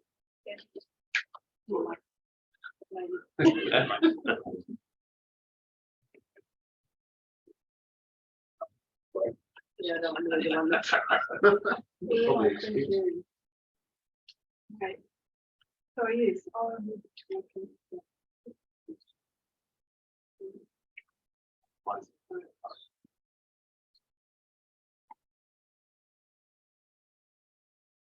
There you go. Yeah, okay, great, thanks. So yes, so, oh wow, it's a big slide. So I just wanted to say that the Tasman Environment Plan it comes under the gambit of the Resource Management Act. It directs us that we need to pay with our councils to deal with this. But out to the side and looking to the future, the government's got some support, and it's going to get rid of the Resource Management Act. It's going to turn it to the Natural Built Environment Act, Spatial Planning Act, and those two are bills, and they're coming in us this year. And the Climate Change Adaptation Act will be a bill next year. So this is a changing space, but all the work we're doing will still feed into those future national budget. So under the Resource Management Act is a specific piece of legislation called the National Policy Statement for Freshwater Management, and that gives direction to doing the freshwater space. And then when I talk about freshwater, I'm talking about lakes and rivers, which is different to the spring waters, which is your wastewater, your stormwater, your drinking water, and that's in ponds. So I think there's a lot of confusion out there with the public, what's what, and we are engaging with the community on the freshwater lakes, rivers, streets. So if they wanted to know about Three Waters, if you're talking to people out there, we want to direct them to the website. I mean, it is part of freshwater because it ends up in pipes. And we do have rules about it in our thing, but they tend to sit in the engineering section or in the subdivision section. So other regulations that we have to be cognizant of is the regulation for stock exclusion. So that's the feature rules and regulations. They're already set. Really wanting feedback on that. We can make them stringent. There's regulation on water metering, so that's all the irrigation needs to be metered. And then there's the proposed regulation for freshwater farming. So all those farmers out there are going to have be mandated to then they'll have to report on nitrogen, all sorts. But that's so we've got an eye on that stuff. There's a few other standards that we look at. So when we talk about freshwater, we've got government direction on this. So unlike Jeremy's programs, which are quite open-ended, we have quite a structured process that we have to follow. So I'll talk about some of the steps. So with the National Policy Statement for Freshwater Management, its fundamental concept is Te Mana Utu. And you'll hear this a bit. So Te Mana is the importance, the prestige, the power of water. And we are looking to our iwi partners as well to help us with this work, because that's the requirement under the National Policy Statement is a written partnership.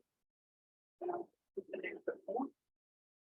We translate that at the moment for healthy water, healthy communities. That might change as we go through the process. Another part of Te Mana Utu and really important, something called the hierarchy of obligation. So that's the first hierarchy is body health and healthy water. And that goes across all of our decisions in council, not just freshwater stuff that we do for the environment. Second priority is health needs for humans, so drinking water, and third priority is all of these, so recreation, swimming, irrigation, and that. There's some. Don't worry about that. Pushing, sorry. There's 6 core principles. I won't go into those too much, but there's 3 kind of Māori ones and then 3 European ones. So under the National Policy Statement, freshwater management is something called the National Objectives Framework, and that is the process that we follow. Steps through 1 to 7 and 1 to 6, depends on each other. So our engagement is the first 3: freshwater management, visions and values. And after that, we're looking at outcomes, which are objectives and policies, attributes, which are how we measure the health, period writing, nitrates,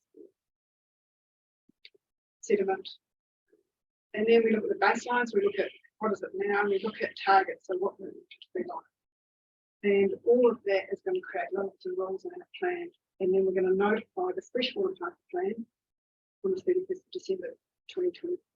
That was legislated in the National, in our Resource Management Act, right? So there is going to be more and more engagement on this, and we're just doing those 3 steps to start.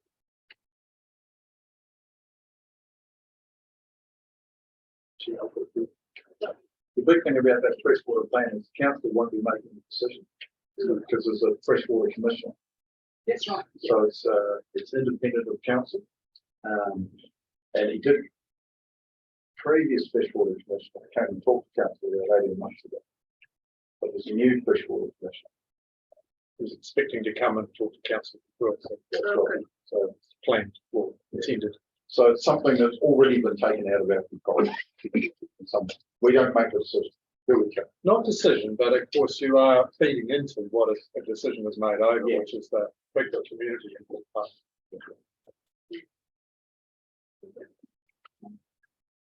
So we're not talking about freshwater management units. These are here. They are registered in legal areas. They're basically catchment units. They're going to have how we manage each of our areas.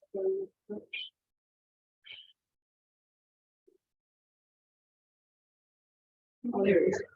Okay, so I'm showing you all of the freshwater management units across Te Tau Iwi, across the top of the south. So these are the Tasman ones. This is the West Coast one. This is Mulder's ones, and this is Nelson's ones. I might name them for you, but this is our West Coast Aorere one. This is the Taki one. This is the Otiki one. Motueka, Olaka, Waimea, Motiri, and there's a deep groundwater aquifer underneath it. So just focusing in on what people be involved in. So we're asking the community, have we got the boundaries for this West Coast, this basically the West Coast rivers, what have you, and then the time of the week, and this is the Parapara as well. And over here is Tupuroa, Waiha, Takaka, Motuki, Wainui. The boundary doesn't quite go to separation point, takes the national park boundary, so these are up for the draft. So we're asking for feedback, community, and they've been based on water flows and community interest. So that's step one. Step two of the national framework is to define the visions for each of the EPUs. So we're going to be asking people what the visions are. And iwi will be doing this as well. They'll be doing some vision with their and we get together with our iwi partners. We have a group called Te Puna Kurero Kitakoheku, which is represented on each of the 8 iwi, and the group with the Nelson City Council, the Tasman District of the District Council. And we are trying to align with any of that freshwater provisions as possible, because there's a lot in common with our iwi partner, so that we're not duplicating it, trying to make it similar. And yeah, it's more of an iwi perspective at the top of the south rather than just out. So an example of a vision, the Nelson City Council doesn't have any, but we are working closely with the West Coast Regional Council vision for Kawa City. So in the Kawa City, the new freshwater value and the possibly helping is to be staying for our community. And these visions will come down into values and objective rules. We have will, we've got to look back upstream and see how we're meeting our vision. Cool.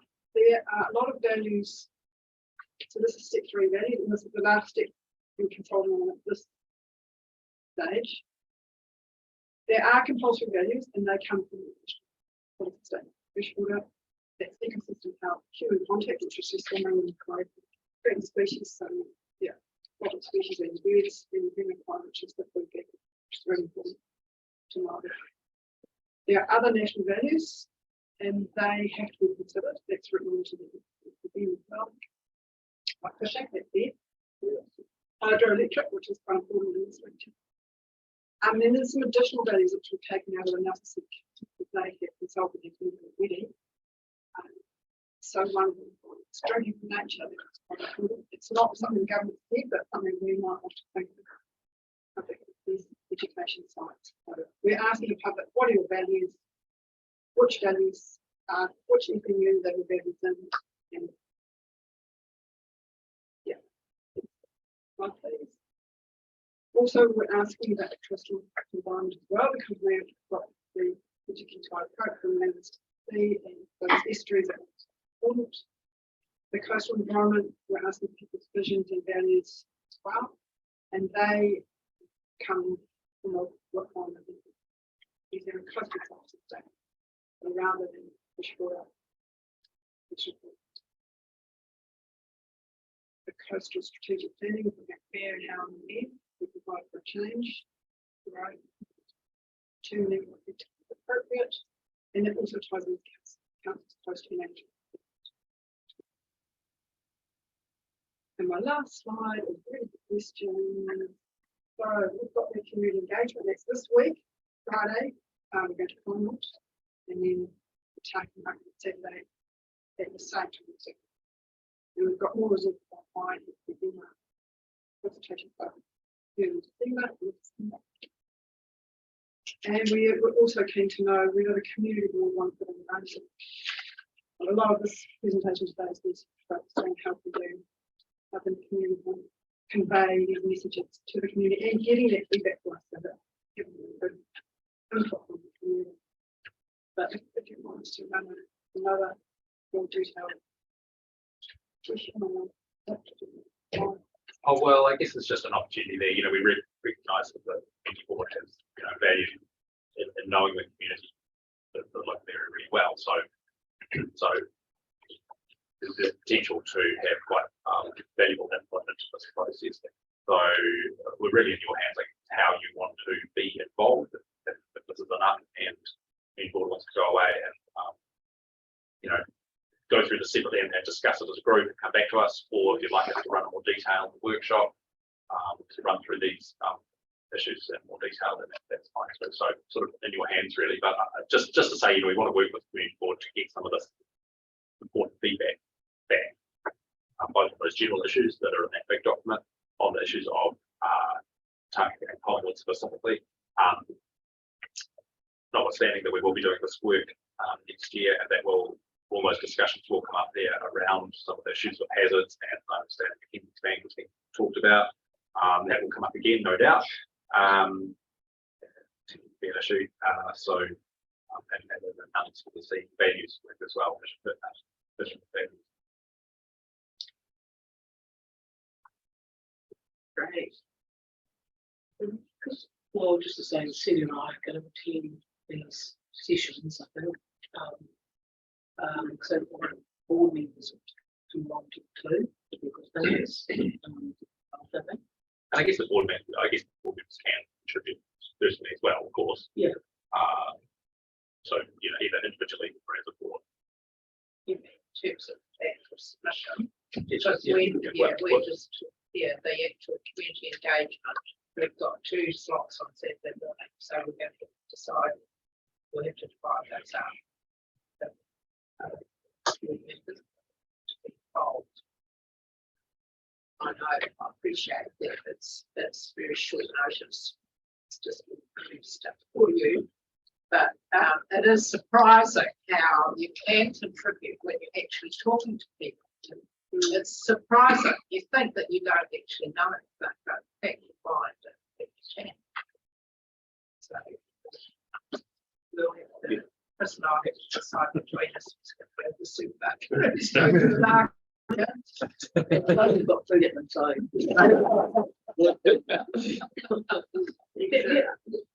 No, the other thing I find too in going is I learn a lot hearing staff speaking with people about things. So it's a really valuable thing to do to help get up to speed, but more around the TP process, I think. Yeah.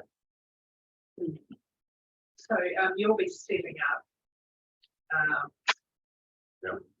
Someone will be setting up.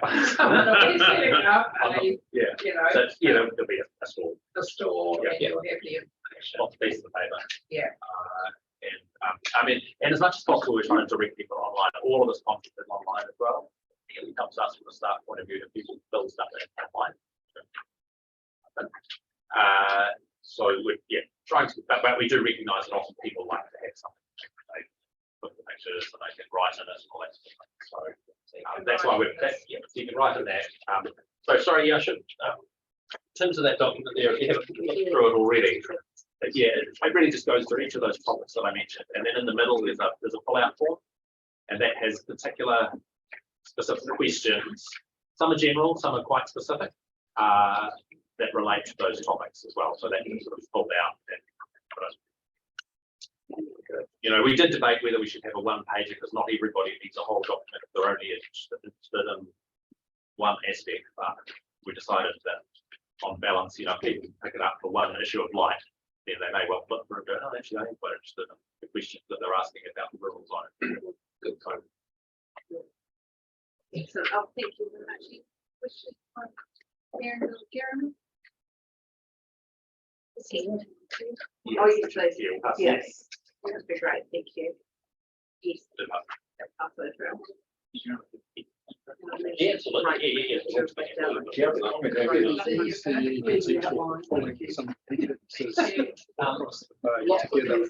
Yeah. Timelines quite narrow. So we've now been together. I've got one more No. thing to hand out. I'm just wondering if people think that there's value on having these cards. So these are cards we've got printed. I've got a QR code on it. So it's straight to the online material. Right. I guess one thing about it. That's a good idea, isn't it? Yeah. But concentration. Well, you have to call Oh, great.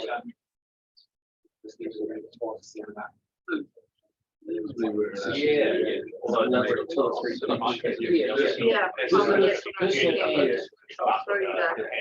Bring the team in to Yeah. step through what's on Through the options, yeah. most of the people think it is also Maybe it's something we can talk about. Yeah. Yeah, Again, sure. they're all being Down different. for, you know, a few hours and nothing happens. Yeah. It does, it's the one. So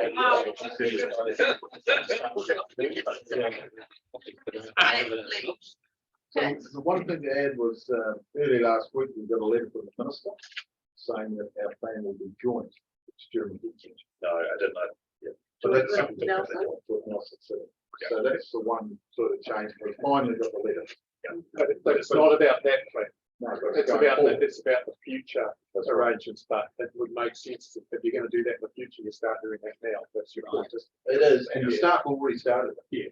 So everything you've been doing, and I've worked with Jeremy Sposs, with Barry Johnson, manages this team, has been trying to align us with Nelson and Mulder in a lot of ways. Yeah. With the stuff they're doing, but they're ahead of us, Yeah. which probably makes it a bit easier for us. Well, yes and no. So we had a meeting with the equivalent of Barry, who's Maxine Day, and they are in a very difficult spot as well, because they've got a plan that has been done, drafted, and is aging by the day, which they don't really want to redo. Yeah. Yeah, but it is aging by the day, and they are going to redo some, and they're having to do a plan change to enable intensification. So, and we don't know what the timeframes are going to be, so we're in a bit of a wait and see until we get new legislation, and then we'll see out what the timeframes are. But there's all sorts of permutations. We also have to do what's called a regional spatial strategy, RSS. That is a replacement. If you want to really get into the weeds, that's a replacement for the future development strategy. And we need to do that. So we could choose to do that combined up front, and then do separate plans and then combine them later. Or we could do the whole lot together. There's all sorts of permutations of ways it can be done under the current legislation or under the new legislation. I don't know what the answers are. Well, thank you very much for volunteering it with us. We'll have a quick chat. We'll definitely be submitting it forward. Okay. And if there's anything you need, more paperwork. Oh, yeah, we might call on you Yeah. a day and time to see if you're your own or someone to be available. Thank you. Do we need to organise that meeting We will. for us? We will. Follow up. We will. Okay, so just an apology. Thanks, Jai. So that moves us into our report. So where is my friend Lee? And my other friend Elaine, there they are. Hello. Well, we've done 7.2. But you'll run us through 7.1. We're all very excited. So the Local Government Act 2002 requires that at the inaugural meeting of a community board or other local authority, that there be an explanation of the laws related to member conduct. You have in front of you a report that explains the laws that the LGA requires the chief executive to explain to you on your inaugural meeting.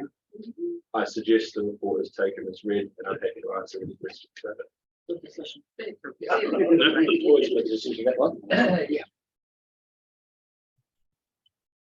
Any questions for me?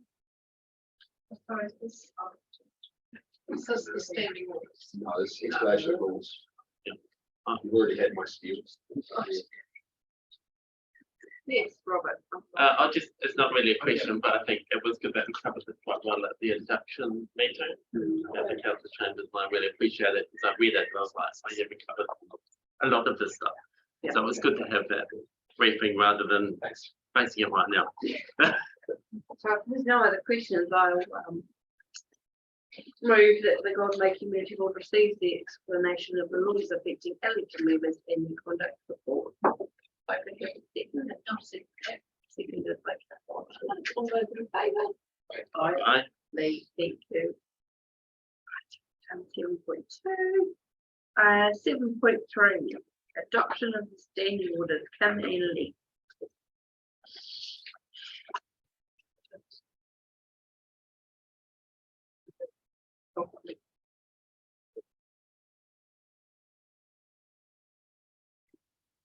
Oh, cheers.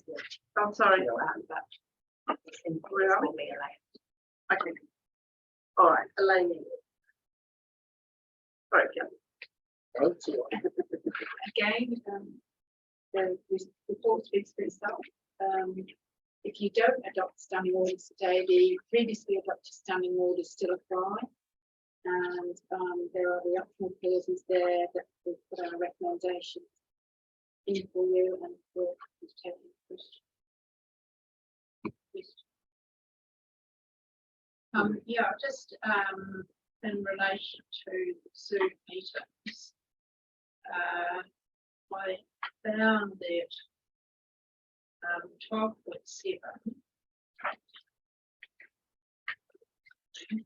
12.7 on the standing orders. Seems to be a bit contradictory with 12.11, 12.13. Because the 12.7 talks about the right to attend by Zoom, by audio or audio visual link, and then 12.11 says the chairperson may give approval to attend meetings by electronic link, either generally or for specific meetings. Examples of situations given. And then there's a request to attend by audio or visual link, and the chairperson may terminate the link. And I just thought that was a bit not quite in sync with the right to attend by audio. So it says, provided the conditions of their standing orders are met, members of the community board have the right to attend meetings by means of an electronic link unless they have been excluded. So just a bit of an explanation of that would be good. Thank you, because I can just envisage, you know, I mean, I don't think that situation would probably arise, but you just never know where somebody feels they have the right to attend the meeting by Zoom, but the chair may say, well, actually, I can decide that, which is how it reads. Yeah. I have to agree with you. And when they reviewed the model standing order, that was one of our comments, is that it was contradictory because there was a right to attend, and then that word there may appear, but they didn't change it. Would that be around the fact that if you attend via Zoom, it's not a forum? It doesn't mention forum, but I feel as if you take 12.11 maybe as examples of when, you know what I mean? Yeah, and I can remember when the LGNZ model standing review, they were like, this contradicts the other, but that's how they be as term, and it wasn't a problem, but you're not wrong. Well, I do agree with you. If you want to adopt these standing orders and make a little bit of clarification there, you can do. You can adopt them today with, with an amendment. You know, for myself personally, I don't, I'm happy to attend meetings, but there may be members who would prefer to attend by Zoom, you know, for whatever reason. And so they would need to feel confident that they can make that decision. I agree with you. So whether it's really but in practice, this is what they were for the last term, and in practice it doesn't actually come into play unless there's a problem.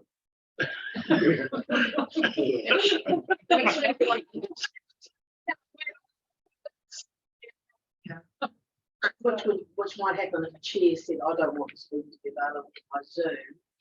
We want everybody there face to face because this is really important. Yes.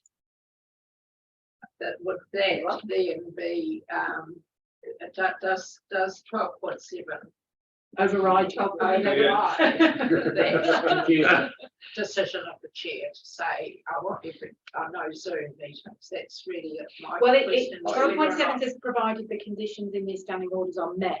So I think that's where it's And one of the conditions is 12.11. Okay. But I 100% agree with you. yeah.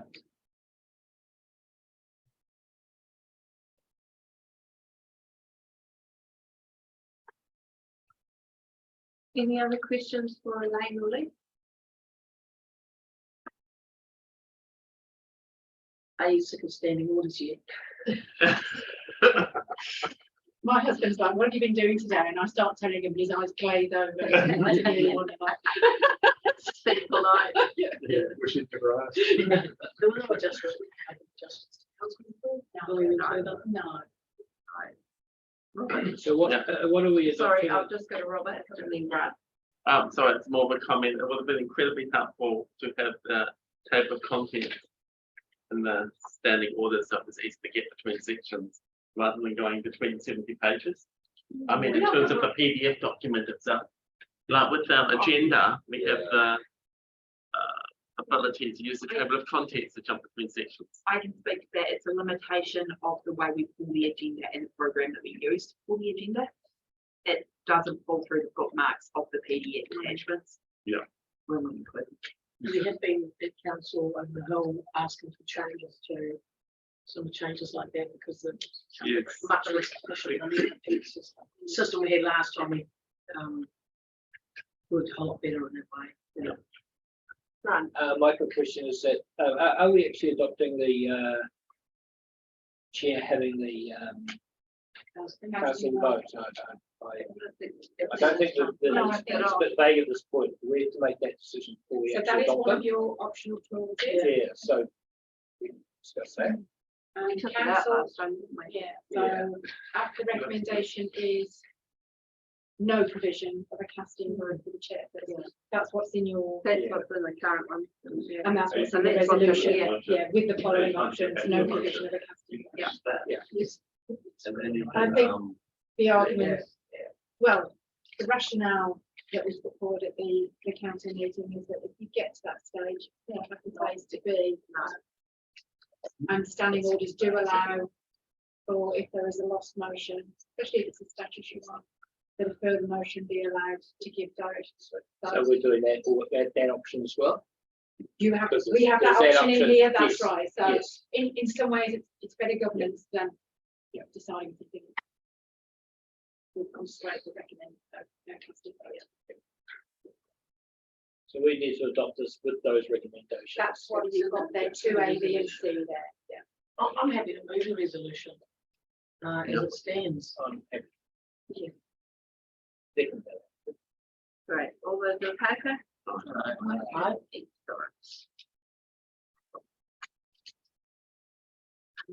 So, the date of the first ordinary community board meeting following the inaugural meeting.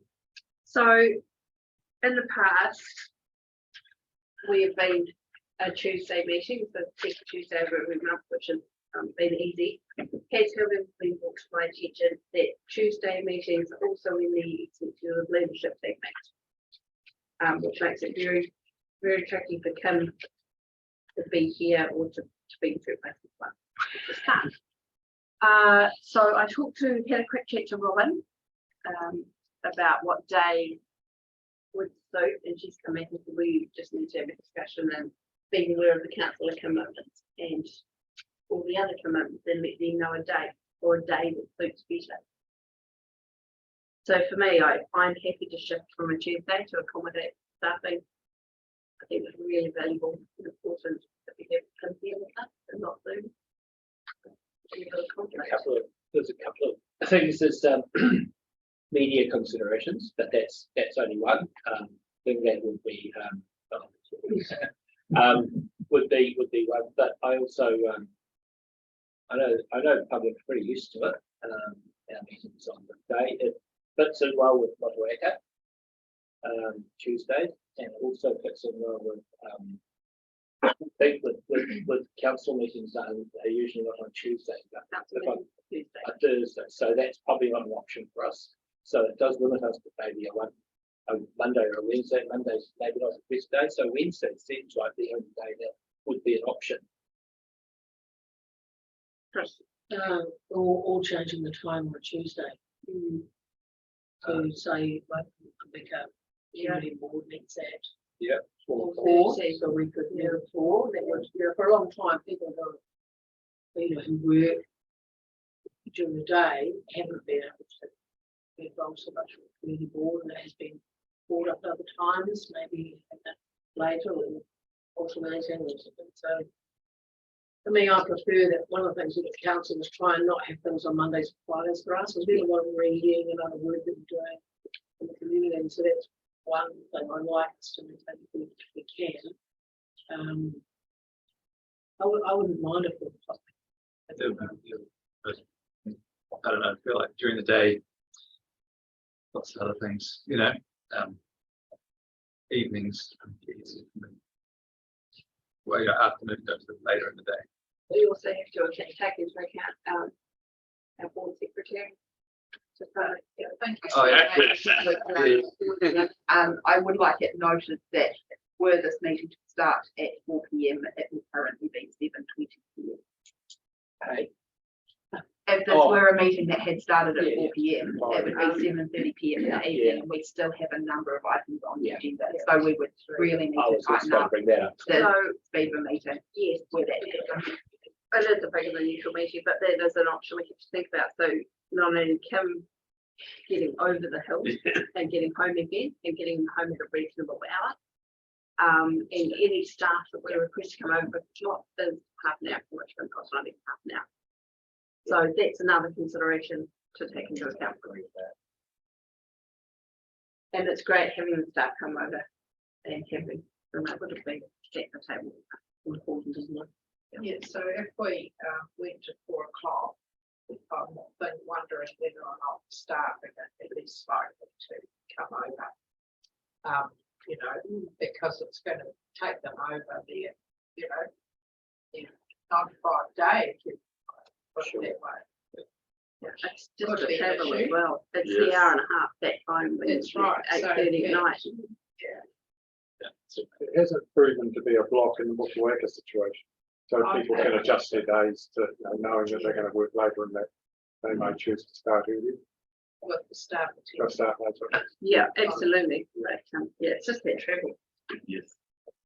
I'd rather have staff in person as often as possible rather than Zoom, so that's a consideration. Yeah, I agree.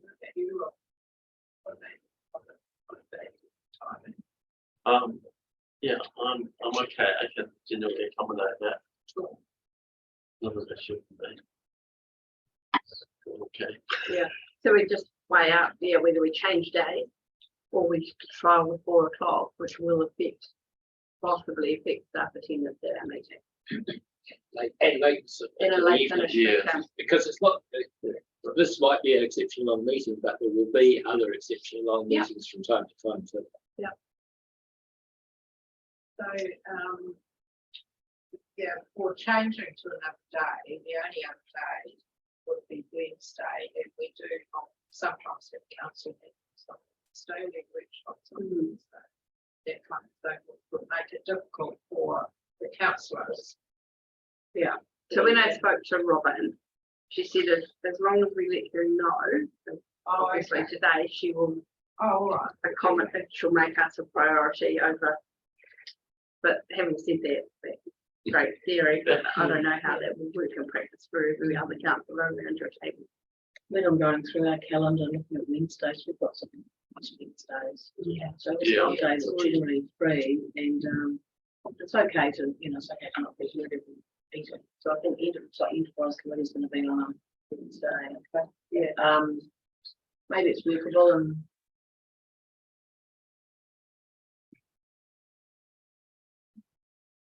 The busiest time for councillors will be long-term plan and annual plan time. So that's when you're probably going to do Wednesdays, there's Tuesday, Wednesdays, and Thursday, before Saturday. And it always is that way. They often have workshops on Wednesdays. I'm okay with 4 o'clock Tuesday. That's okay for me. So that's my position.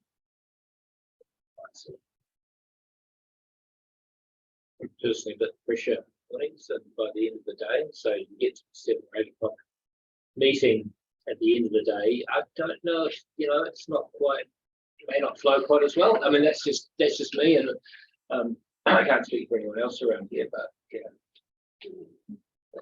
So Mondays don't really suit. It's my preference not to, but if the rest of the group, if that's what works best, then I'd go with it. Yeah. See what else about Friday. Definitely not Friday.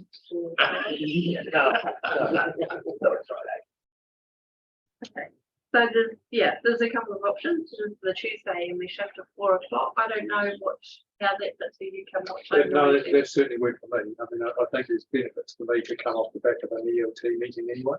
Because quite often that gives us a really, clear things around from that perspective. And traveling back over the Oh, couple of I'm just traveling. So it doesn't. I mean, and the odd also, I think with a lot of the work that's coming, so what Erin talked about before with this getting the catchment areas, there's quite a likelihood that Golden Bay will be first cab off the rank with that work. And I think that there's a real potential to, utilise this role of the community board and really have a core role in that work because it is very, very topical. We just had one of the things that Erin didn't mention, we just had some funding that's come our way. So each of the, Nelson's got 1.5 million towards this over 3 years for this freshwater work. Nelson's got 0.9 and the West Coast got 1.5 and the iwi have got, I think I'm right, 24 million. So the capacity that's going to be serviced by central government to make this work is going to be quite significant. And if indeed this community seems to be best positioned to start those discussions early on the catchment type management because of the groups that are in play. So I think that this could be something that would actually, for me, I could probably start, continue on, stay overnight and the odd time. So I think that might be quite good. What if it was a Monday and it was, sorry, Steve. No, just if it was a Monday and a different time, what was done at 1 o'clock? On a Monday. I like that. Yes. 4 o'clock, I must have put 4 o'clock, so I'm not floating my boat. I'm just thinking of you two, both of you, yeah. That's what we've got our. Yeah. I mean, the bit that Joe's not saying, are you still here? Someone just wants to check with you. No, I mean, And Jess. yeah, and Jess will do too. So yeah, 4 o'clock doesn't, I have to admit selfishly, does not float, just 2 by 5 or 6, I'm done. So, but So my question was about Monday one, about Mana Whenua Ki Mahua and what's in this coming term. We did talk about building a relationship again, and what that would look like, and would they be actually likely? I don't think they're going to attend that. so Barney was very clear with me Yes. that they will not be attending our meetings unless they're at the table with the voting. So we're working, that's a work in progress, so very clear. All right, so But we the won't be- relationship is still really solid. But so that we, what I suppose my question is, are we going to factor that into our consideration time? I don't think at this stage we should, because that could be a year, 2 years down the track before we get there. But it's a great point. Yes. So under the LGA, less than half the total members of the community board can be appointed. Less than half. So we've got 6 on the community. We've got 2 appointments. And that's the maximum that you can have. So you we can want- appoint one more. No, No, it's got to be less than we can't. half of Yeah, 6. it's half. Less than There's half of two. 6 is 2. Two. We're appointed members. I know. So that's right. You can't are appoint the another quota. member. It's you. That's what I'm saying. You couldn't, under the LGA, appoint another community board member. Which is because why you've already we've got the two. So how does that work in Motueka? Because I've got 4 community board members and 3 It's councillors. less than half. 3 is less than half. Oh, so we could appoint one more. No, No. you've got 6. You've got 6. They've got 7. Yeah. They've got 3 appointed members. Total of 7, less than half. You can't, this board can't appoint another member under the LGA. Just wanted to say that. Yeah. Thank you. Yeah, so it'll be a process that we'll have to Yeah, figure out yeah. how we can wiggle around it. Exactly. If you like it. Yeah. It would be a wiggle, yeah. We're more than one way to. There is. And we have had conversations in the process of Mana Whenua around, us going there as a board, going where it works. So Mana Whenua we are very, very fun, very, very full whole days. Yep. But going, so we're doing our appointments to various things shortly. and aware of the bridge opening in a little while, but and while there's a manawhina ki more rep from the board going there, it's important, I think, that, you know, that we meet with manawhina as a group. The first A couple of one, times a Monday, year. having the full three o'clock. Sort of my new calendar. Yeah, Okay, so we have, sorry, not a pulpit, it's just, you know, some other things getting worked out about where we go, or to the right, general. okay, so we have two options on the table, the Tuesday at 4 p.m, which doesn't really seem to be that popular, and Monday at 1 p.m. How does it sit for you? Have a Monday at 1? Monday's the best for me. Yeah. Yeah, oh, it's a compromise, isn't it? Obviously, We get you know, one's okay. Yeah, they're home by Hopefully, so a reasonable hour, yeah. Okay, so, staff will be leaving at whatever time. yeah, I'm just so sympathetic towards that sort of idea, because we travel, we go down there a lot, you know, and so people have got a truck over here, and I mean, I just think that's just part of it. Oh, Yeah, no, but, it's hasn't- not Game, isn't it? But it hasn't I'm been, not, no, I think, you know, Mossawaka hasn't been a problem. We're only another hour or so past. yeah. It's just the hours. So are we happy to say then that our, and I managed to break my laptop while I was thinking twiddling with it, so that. Right, so what, so we remain on the second Monday? Is that what we? 12th. Second Monday. Second Monday of the month, so that would be the 12th of, that was it. That one for you. All right, no, that's fine. you're right. Your birthday. No, it's the school leaders dinner. It's all good. We can finish really quick. I'll be very efficient in this area. Okay, so we're happy with the second Monday of each month at 1 p.m. start time. 1 p.m. good for people? We don't want to do a morning. We don't want to play Monday morning. We like 30 minutes morning. Not Monday morning. That does not with me any time to get organised. Okay. So that is it. No, it's fine, won't be Good. Okay, great. Do we need to put the reading things? Not reading. So skills, yeah, so you're setting the date and time of the first ordinary Golden Bay Community Board meeting as Monday, 12th of December 2022, commencing at 1 p.m. in the Golden Bay School. Do we need to say anything like subsequent meetings? I think we just let Robin know. Cool. And she can set the, you know, Cool. schedule of meetings accordingly. Awesome. Thank you. Is that everyone? Someone moved that? Yeah, we probably need to move on. No, that's a resolution. Excellent. Then I'll get them back. All those in favour? Aye. Lovely. Monday. 1st of December it is. Friday the 5th, it's going to actually clash with our first meeting with Manawhina. Was it? No, No, just 1 week before. That's the 5th. With the Monday after that. And With we're the Monday after following that? Monday. Yeah. Okay. Okay, Golden Bay Community Appointment. Where are you? Sorry, I'm just going to just scroll down and find it.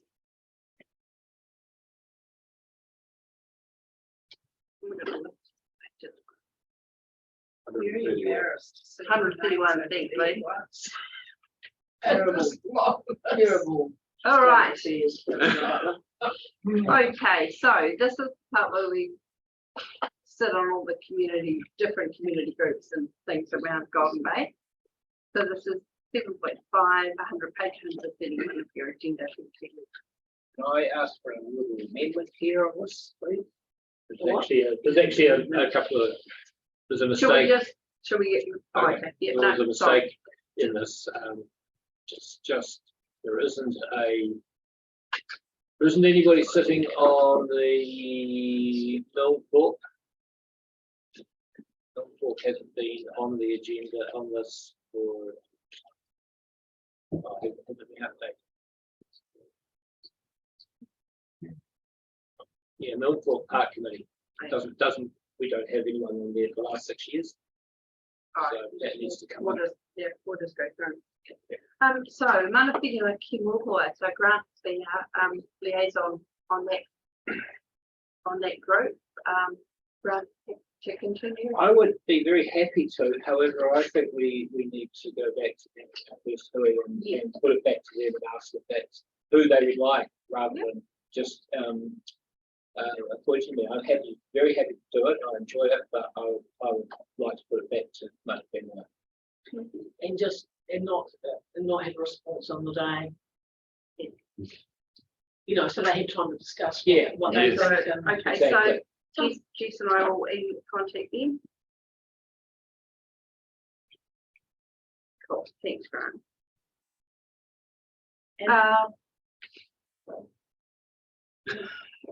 Well, just thinking in that discussion, that's the time to sort of say what's the way we want to go about working through this next term generally. Yes, I with an appointed person and well, actually to ask, would they like that?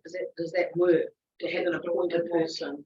Or it gets left open and we do it some other way. Yeah, I think exactly. like open up your question just a little wider and just I suppose not assume that our model works or not may. I will have a chat with Ursula and you go from there.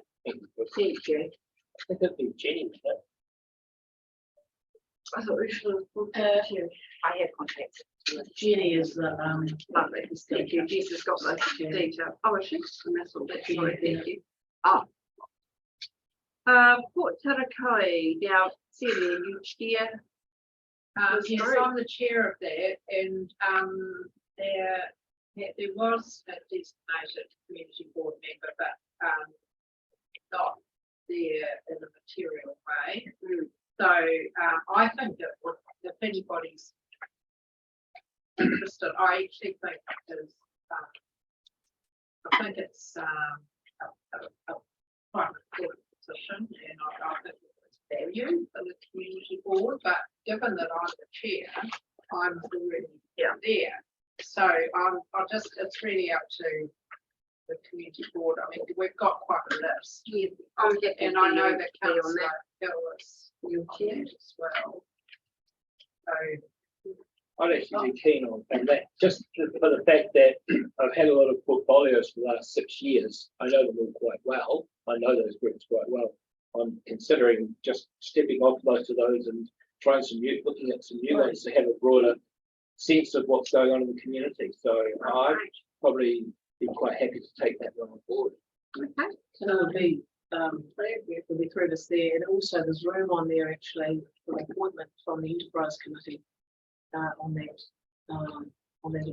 advisory group. So I thought we had this discussion last time that wasn't resolved, so my appointment to it could have been as part of the enterprise committee, but I guess we have two councillors there, which anyway, it's something to do. Great. All right. We'll put but Robert, you had a question. It would be quite helpful having just come into this role to just have a 30-second snapshot of what the group does. Because I might put territory, but what does the advisory group do? yeah, so I think also I think it would be good idea if everybody has the opportunity to say whether or not they're interested. Okay. And rather just for sure. Absolutely. Oh, definitely. Yeah. So the Port Tarakai Advisory Group is it's a council created group which has representatives of all the users of Port Tarakai. So that's fishing, aquaculture, and other cargoes like rocks, but also recreational boating. So and so it's not a group that makes decisions in the sense that it's really more a question to gain consensus and for people to share information and to hear what is happening with the other groups. So it's primarily its function is people I would add to say that the port comes under the enterprise or commercial portfolio set up of council, so it's one of our commercial what's it.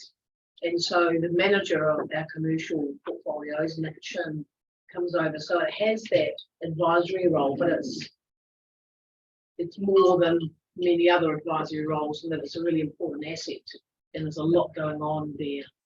So it's, you know, it's pretty interesting and important, really. So Thanks, Heath. if anyone has got a background, like if anyone's got a background and you know, that's that type of thing to do with agriculture, marine things, then that would always be helpful to bring background to, yeah, to that position. Is that some interest for you, Henry? Yeah. Well, I mean, it is of interest, yeah. How often? Once like, every 3 months. once every 3 months, yeah, okay. Yeah, you know, but then if there's already 3 of you on there, like, I mean. So I don't have to be on the, I just said it, but it's different. Right, yeah, I mean, So I- I have to step I- away from that. I think it's, it means that, you know, that there's, you learn a lot Mm. and you've got, it gives you that connection Yeah. to what is a very important part of our community. yeah, sure, yeah. Is the agriculture, fishing, And Or- it's definitely something that's gonna expand in the future, and you know, it's Yeah. gonna be a bigger role, so I mean, yeah, certainly I would be keen to. because I know Henry's got a background, and I mean, you've got an academic background here and marine stuff, so that's why maybe you see all of, Yeah. Yeah, I mean, Absolutely. Yeah. Oh, excellent. Okay, so Henry, you're on the foot. How to go? Robert, do you fit well with you? yeah. I don't have that background. So the next quite a few on the list are all hall committee management or reserves, so they manage their local halls. are these all active, these positions? Yep. People going to Sort them? of. That's a point that we need to, we, going forward, we will have as part of the agenda a report back from the various committees and groups, so that's it for. So some of them are triennial, Yeah, so so some of Bailey them War don't. Committee, which I've been very proudly, been happy to be a part of, you know, has its meeting every 3 years. So, just signaling that I've really enjoyed being out there with an active store, I'd be happy to continue. Okay. So Arataki for Recreational Reserve Committee. It's not your name there. It was me, and I never got an email from anybody, and I'm assuming that's the pool and the place. Oh, the last 6 years I've known them. And but we've never had any requests from them or. No, I think this is what happens at some of these smaller things. We advise them who our person is, the council does, and then they just don't make No, so contact. that's- The only card I in the think hall you is the should same. pick it up. Do you want to? Oh, good. Good stuff, Jack. Anyone else? Sorry. Oh, I'm not seeing any hands. Pohara Hall, It's you and I'd like to be on that.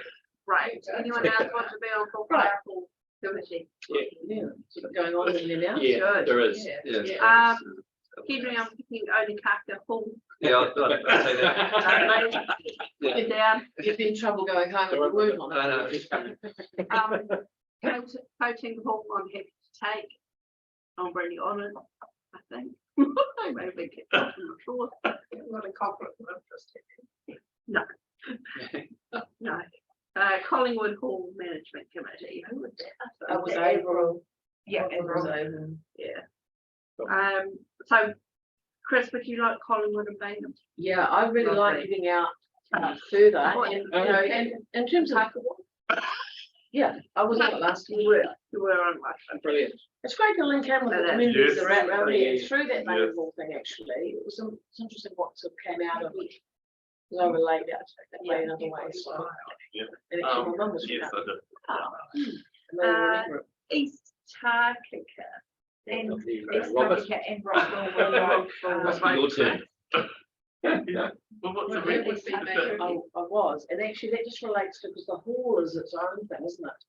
Yes, So Domain this relates to reserve, so the hall committee is not a council one. Some of the halls are independent of council. Yeah. that, Probably.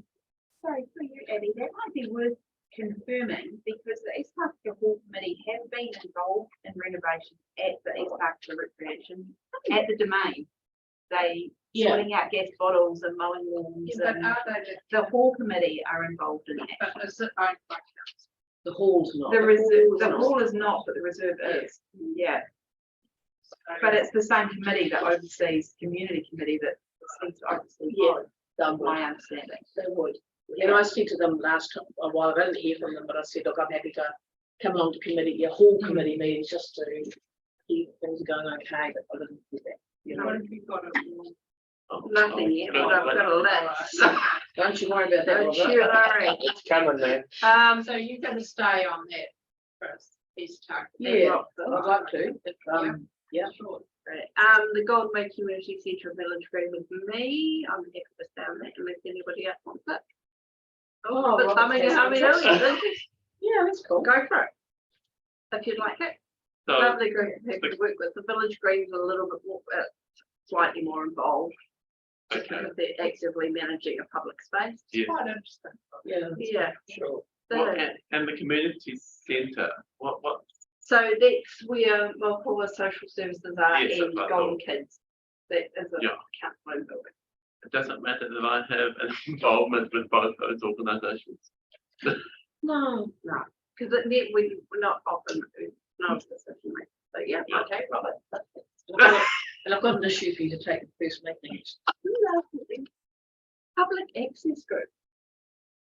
That was Dave, what's that? Is that to do with walking, like I think it's access the onto, access of- paper roads and Yes. stuff Yeah, like that? who I are think they? that's what that is paper roads.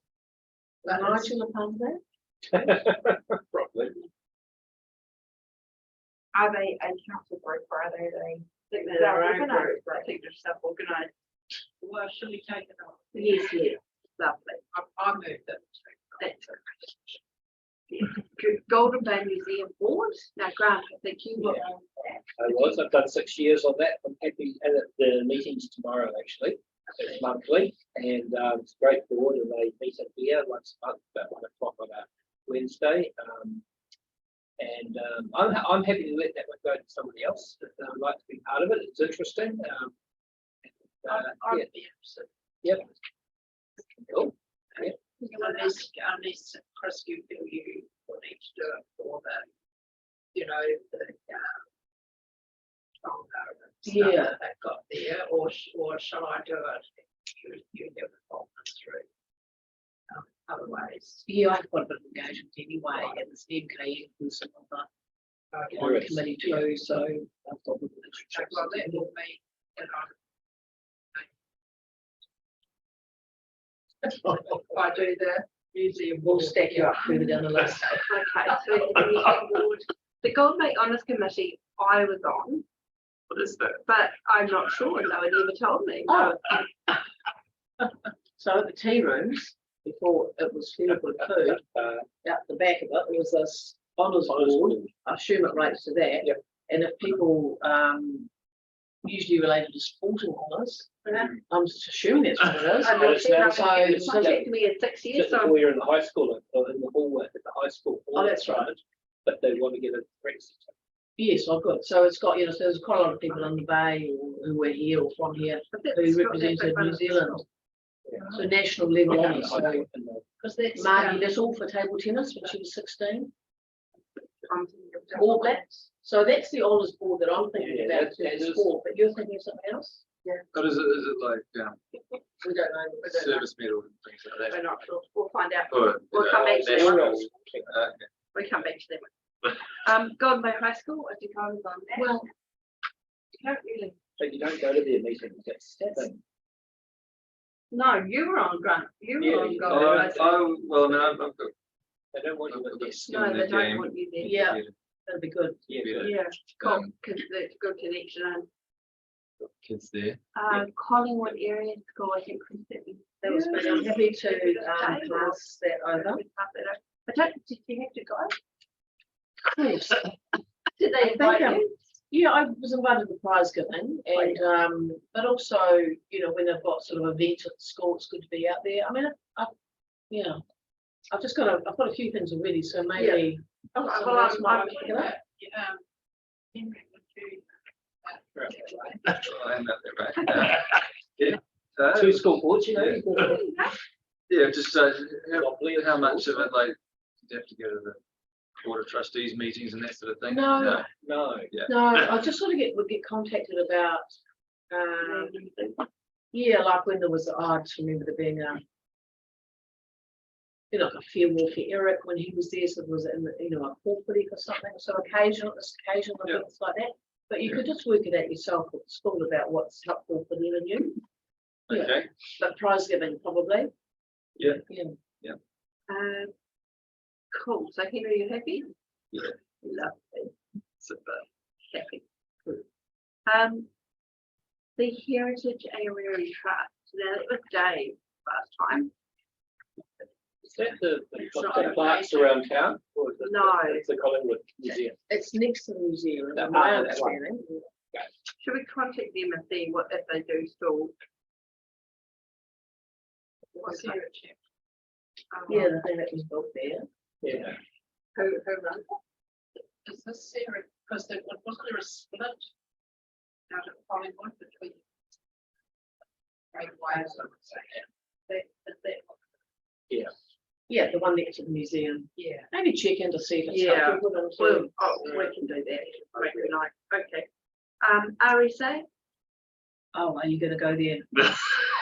Well, Yeah. I'm happy to, I'm a member of the RSA already, I have a connection with Noel Yeah. and the fire brigade, so. I'm happy. Okay. You want it? Well, my presentation, my CV involves that I'm an ex-services member. Yes. So I was in the army and I'm a member of the RSA, so I was happy to be involved. I'm happy for you to take it. No, I've got more on my list than you, so you have it. Lovely.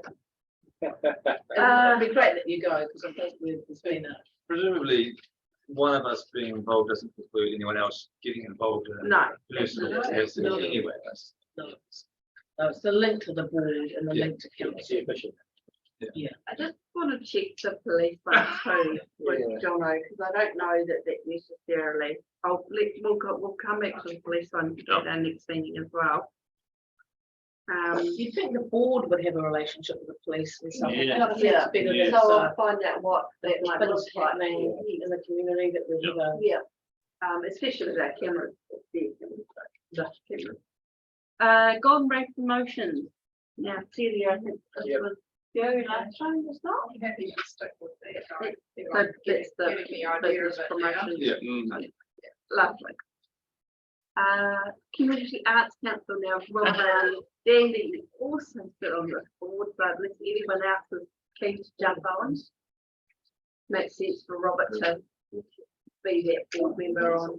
Yeah. I'm happy to do that. How does that fit for everybody? Lovely. So Heritage Golden Bay, now these are the plaques, I believe. Dave. Dave, probably.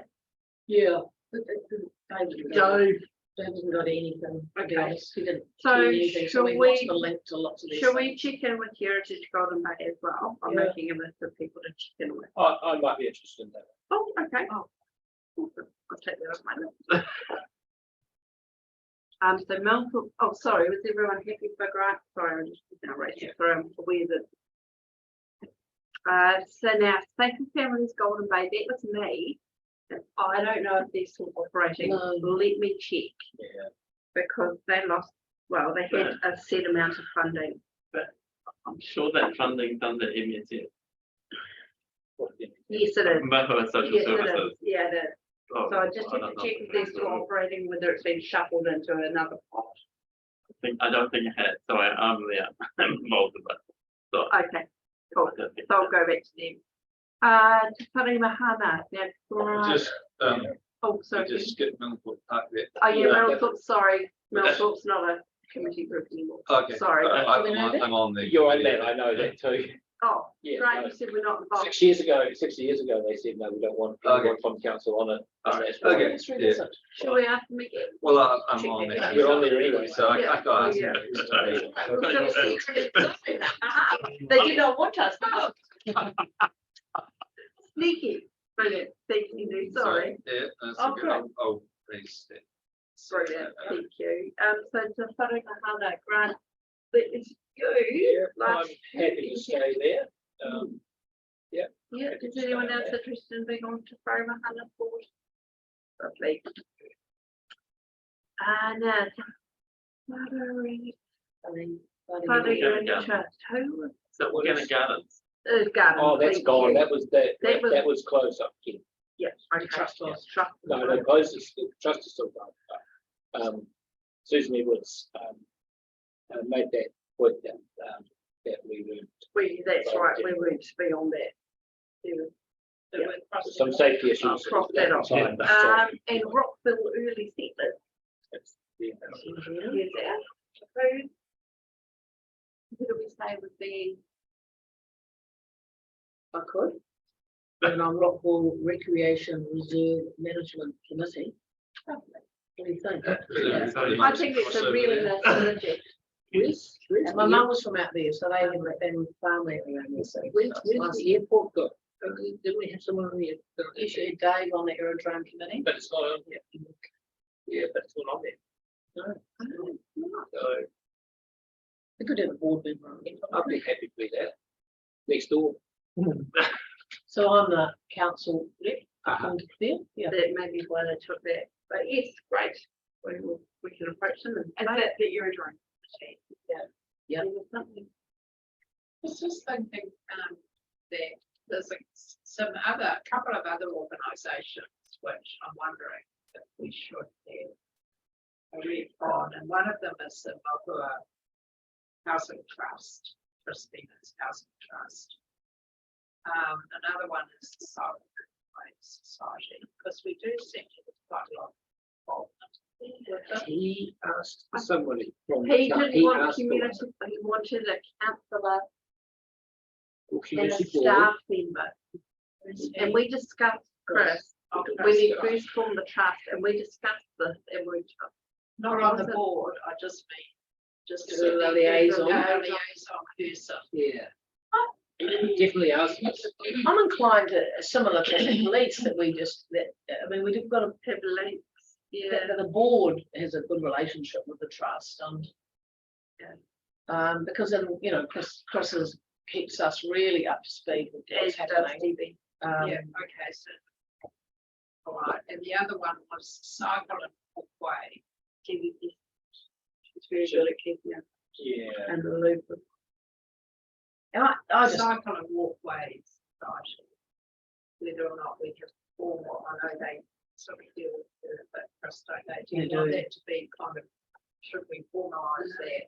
Often I see I often see these appointments to organisations who often get funding from council, Yeah. like Arts Council is a good example of that, it's that funding relationship. So I see that as probably part of the, so depending on their relationship to council Yeah, through I that understand. aspect, I think Yeah. that's, these are council buildings. yeah, The exactly. halls are all council buildings. Yes, exactly. So that's the reason why we have somebody there, I think. Yeah. And in terms of something like the cycleways, I mean, I go to the AGMs and I just relate in and I help things happen and liaise in any way. So those things, we can all do those things. All right. It's like the I'll go Tahara on Boat that. Club. But Tahara Boat Club would be another one. if you were going to- Well, actually, Because that is owned. That's council building. Yeah. And but that comes under the advisory. But it does come under the Council environment. land. It's a Port Karangaroo advisory It is group, Port- sort of yeah, okay. right, catches that. I just Yeah. have to point out, sorry, I'm just going to break into the discussion. It is now 1 o'clock. Yes. We've got a little bit more to get through, and there's the cycle bridge opening. So, okay. So moving on to the community board, for the liaison positions, so full council, is automatically chair. So the other three have strategy and policy committee, regulatory committee and operations committee. So these are the liaison or the representative, you have a seat at the table, you have speaking rights at the table, you have a vote. But they're really good committees to attend and be able to report back on or take issues that we have to the committee. But be our voice at their table. And could Crystal Celia and or give us a little bit of a rundown what those committees who Yes. you know, just so that, especially these guys who don't know what it's Yeah. like, so Well, we have and here- maybe Kit as well. Well, we have the chair of strategy and policy here, and I'm chair of regulatory, and With- ops we can make up. We've got our environmental assurance committee here, so I might ask, come to make out. Cool. So if we can have a quick, Update of where we're at. or just what you are, Strategy and policy. what you do. Well, we do bylaws, the TEP is my big, Tasman Environment Plan is our big responsibility, and the most of our work going forward for the next 3 years on council. And also plan changes, so those are the things we're doing. So at the moment, we've got a plan change coming up to sit with housing, and it affects Brightwater, Wakefield, St Arnaud and Murchison. We were hoping to hear those before Christmas, and there's a small panel that I'm chairing that is doing that. There's possibly going to be a hold up for the Wakefield one because we can't get a road into the report because there's a shortage.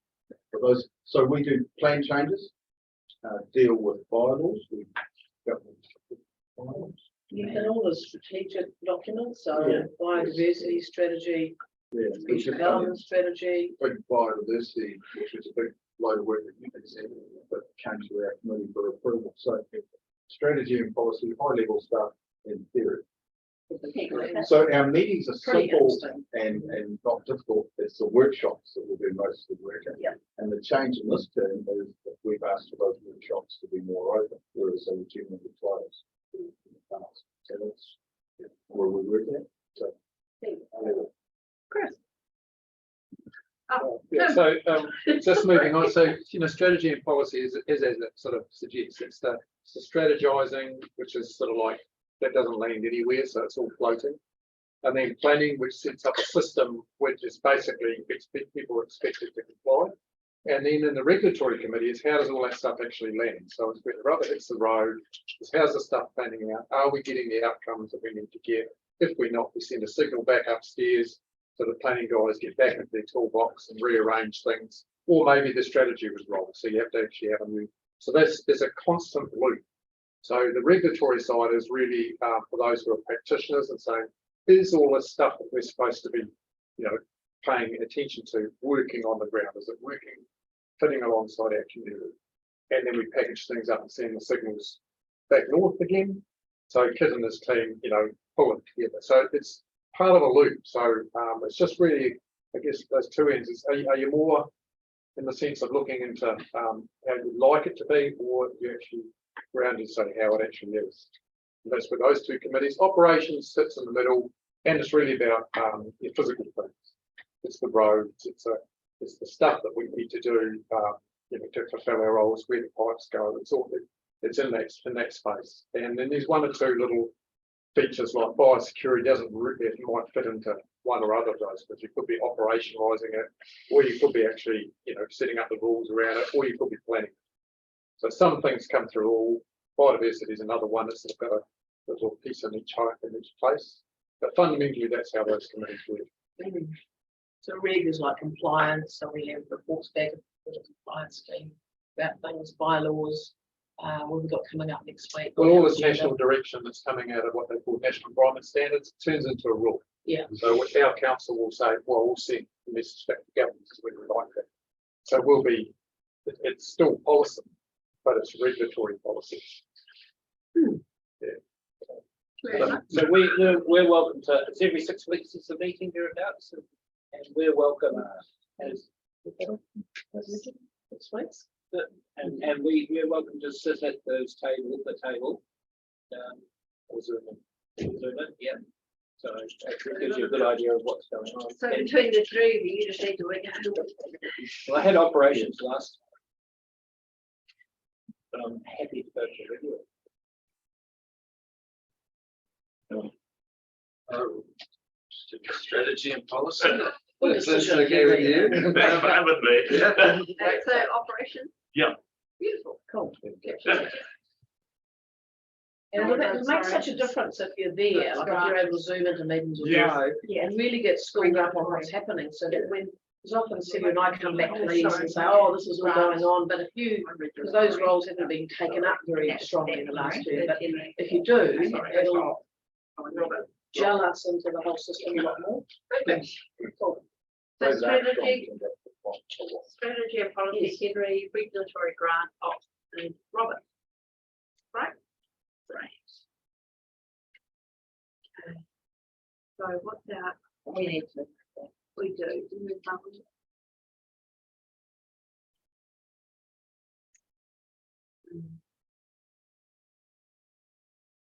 All right, well, I'll move to those appointments be accepted.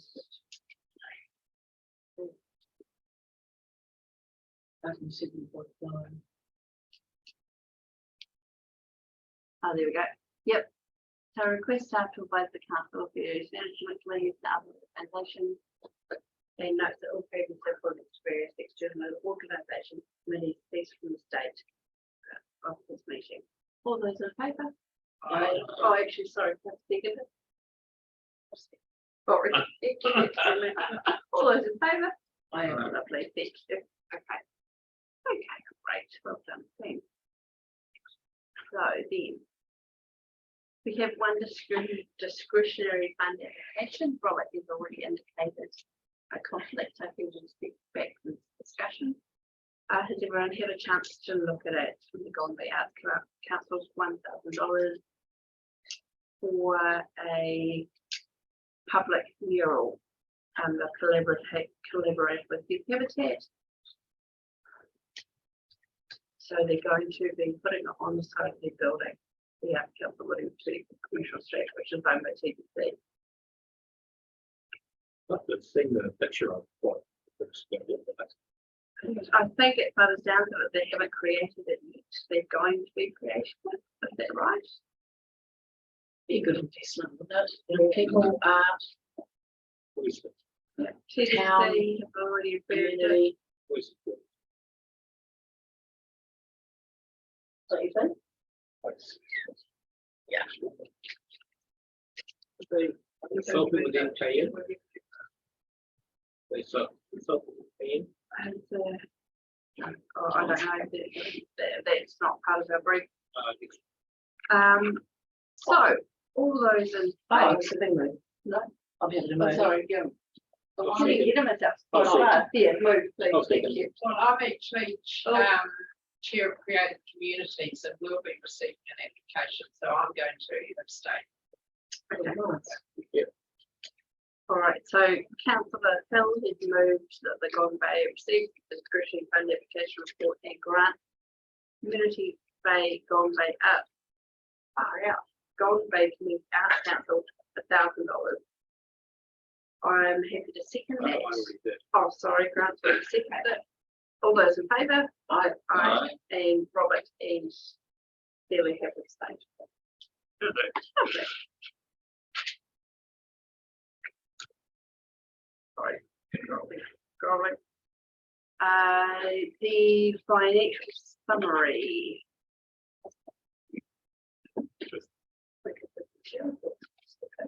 But actually, that's your point. Before we get into the financial summary, let's just skip to discussing public forum items. Now, Kim and I have had a couple of discussions around this and discussing, and we also talked about it at our board induction. The process of discussing public forum items come to us that day, and even if we're not making a resolution, sometimes we're making decisions to write letters to support things like that. without having full information. So best practice is that anything goes on to the next chair report, anything that can't be actioned by Steve's request or they have for the following meeting. Really good example of the beekeeper that came last meeting.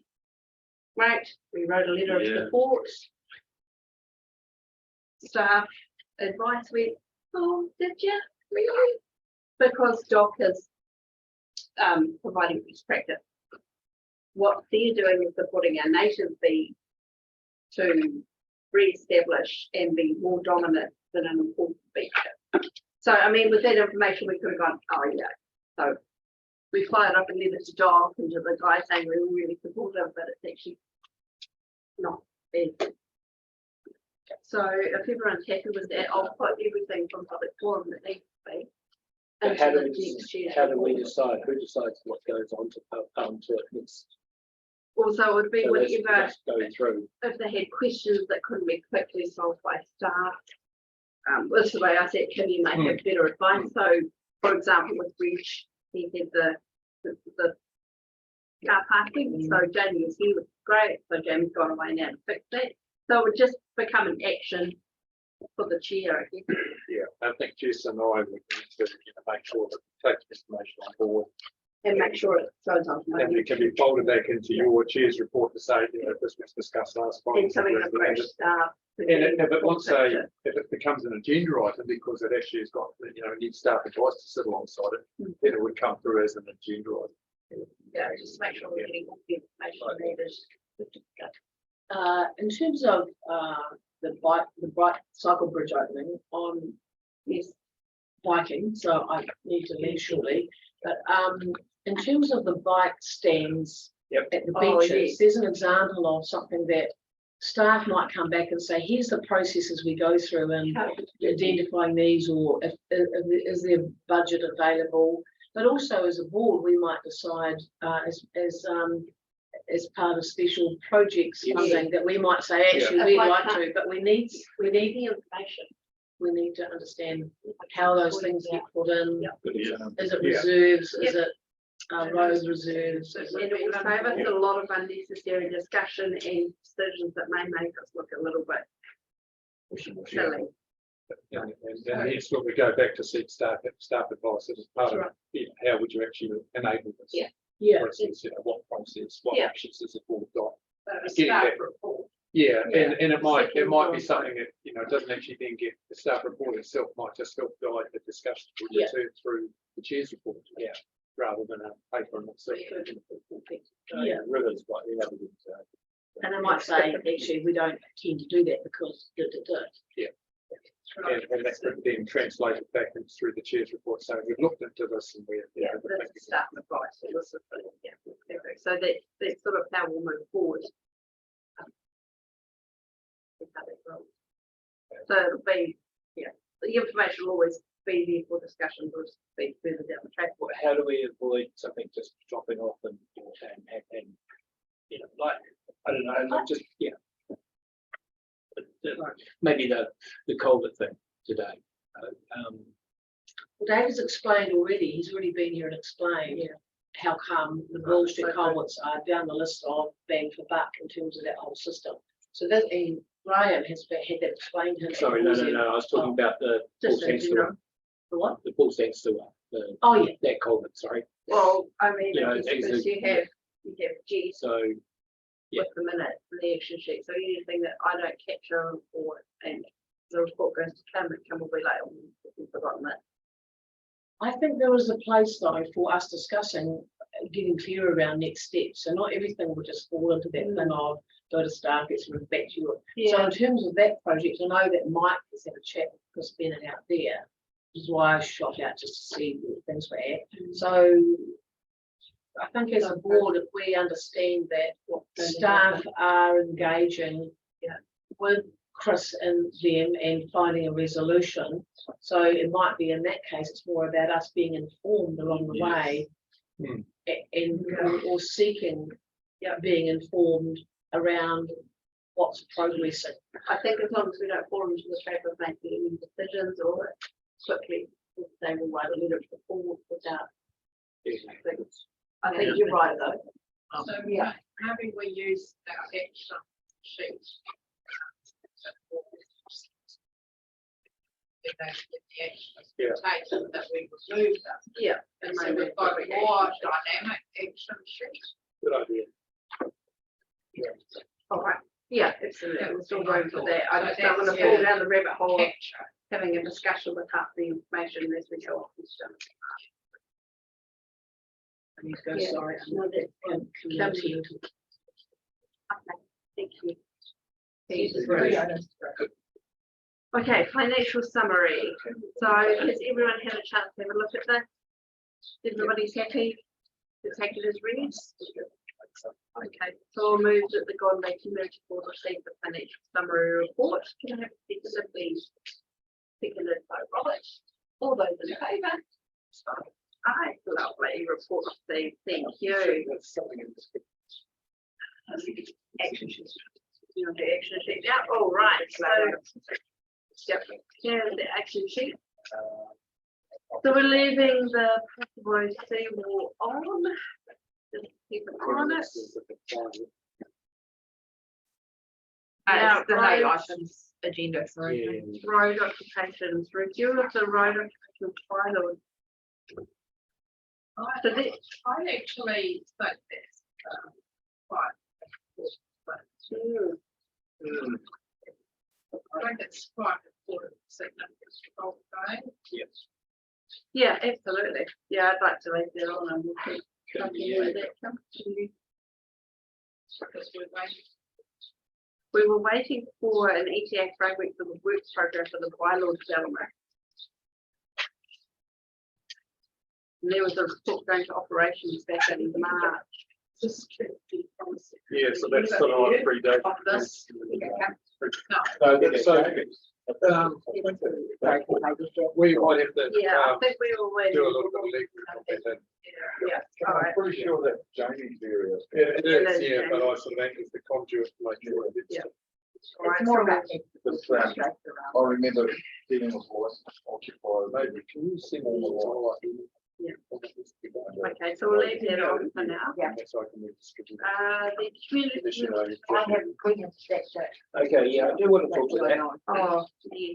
Can Um, we, It's really important that we Just a reminder. get out to the public what, how the community grid works, what's going on here, like public forum, the changes that we've brought in with the Thursday meeting, Monday meeting, Saturday meeting. Monday, Yeah, okay, my point, and if we can have a little bit more advice or help through comms about getting more information out to the public, because I think yeah, can you and I, sorry, just foreshadowing stuff that's going to happen in December with Sarah. Can we leave that discussion before we talk to Sarah Sarah. and December, the constant? Oh, yeah, okay. Cool. Yeah. Absolutely hear everything, and Sooner the there's better. already plans for that to happen. In December. Yeah, just work it, then it's really important that we do get the meeting dates changed ASAP and public. Yes, absolutely. Well, it was good to joke. Still That's for that. Yeah. Just wake me up in the So yeah. that needs to have written into it, that Yes. you are doing something. Yeah. Absolutely. Because if something's actually already arranged, then then puts it onto the agenda. It'll be in the next year's report. So do we need to keep going? Actually, no, we probably don't need that. Can come off actually that extra. Because it's in train. Yeah. The speed limit review can come off. Jamie presented to us today. Pohara Hall, that can come off. That's been done. We also had a quick, the segue is nice. We had a quick discussion about tightening up on our discretionary funding application criteria. How many times can we apply in a financial year? We were talking about how we got that lot, weren't we? So I will talk to Cam about that and the lot board. The workshop for discretionary funding. Cool. Beekeeping. Waka Katahi Kingdom was that was done, that letter was received and a response was received.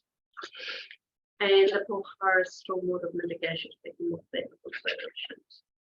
So that is the end of our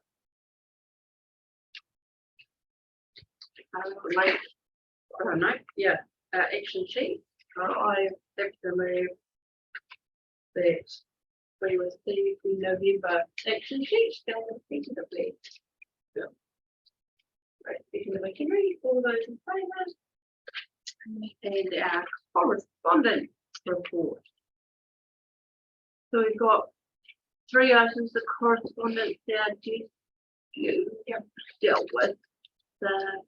You'd already responded to Goldway High School and Collingwood Area School simply because they fell outside when we were going to meet into next. So it's just that training and crossover.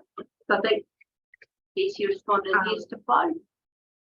No, I haven't. Oh, you had it? No, because the board was making decisions to spend money. And it needed to go by the board. I can't make that decision. I thought we responded. No, we hadn't responded to them, but something to know via the DSEA, Robin, is that both of these, or both the high schools received money from the mayoral grant as well. For prize giving? For prize giving. Oh, that's very Yes. Yeah. Oh, sorry, I thought you'd responded No, saying that we so- were going to discuss it, but we couldn't be till. No, so Okay. We've had traditionally always done it. last year $100 was given. So I would move that.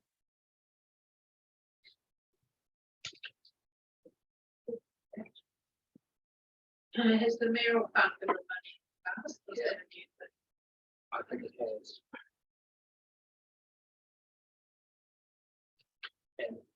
And what about, someone can go to the prize giving us. Yeah, I've got an invite to the Golden Bay one. Yeah. I think everyone should get that. Yeah. So Grant's moved that. Celia is seconded and all those in favour, so $100 to each school. Right, great. Thank you. So that, I believe is all the correspondence.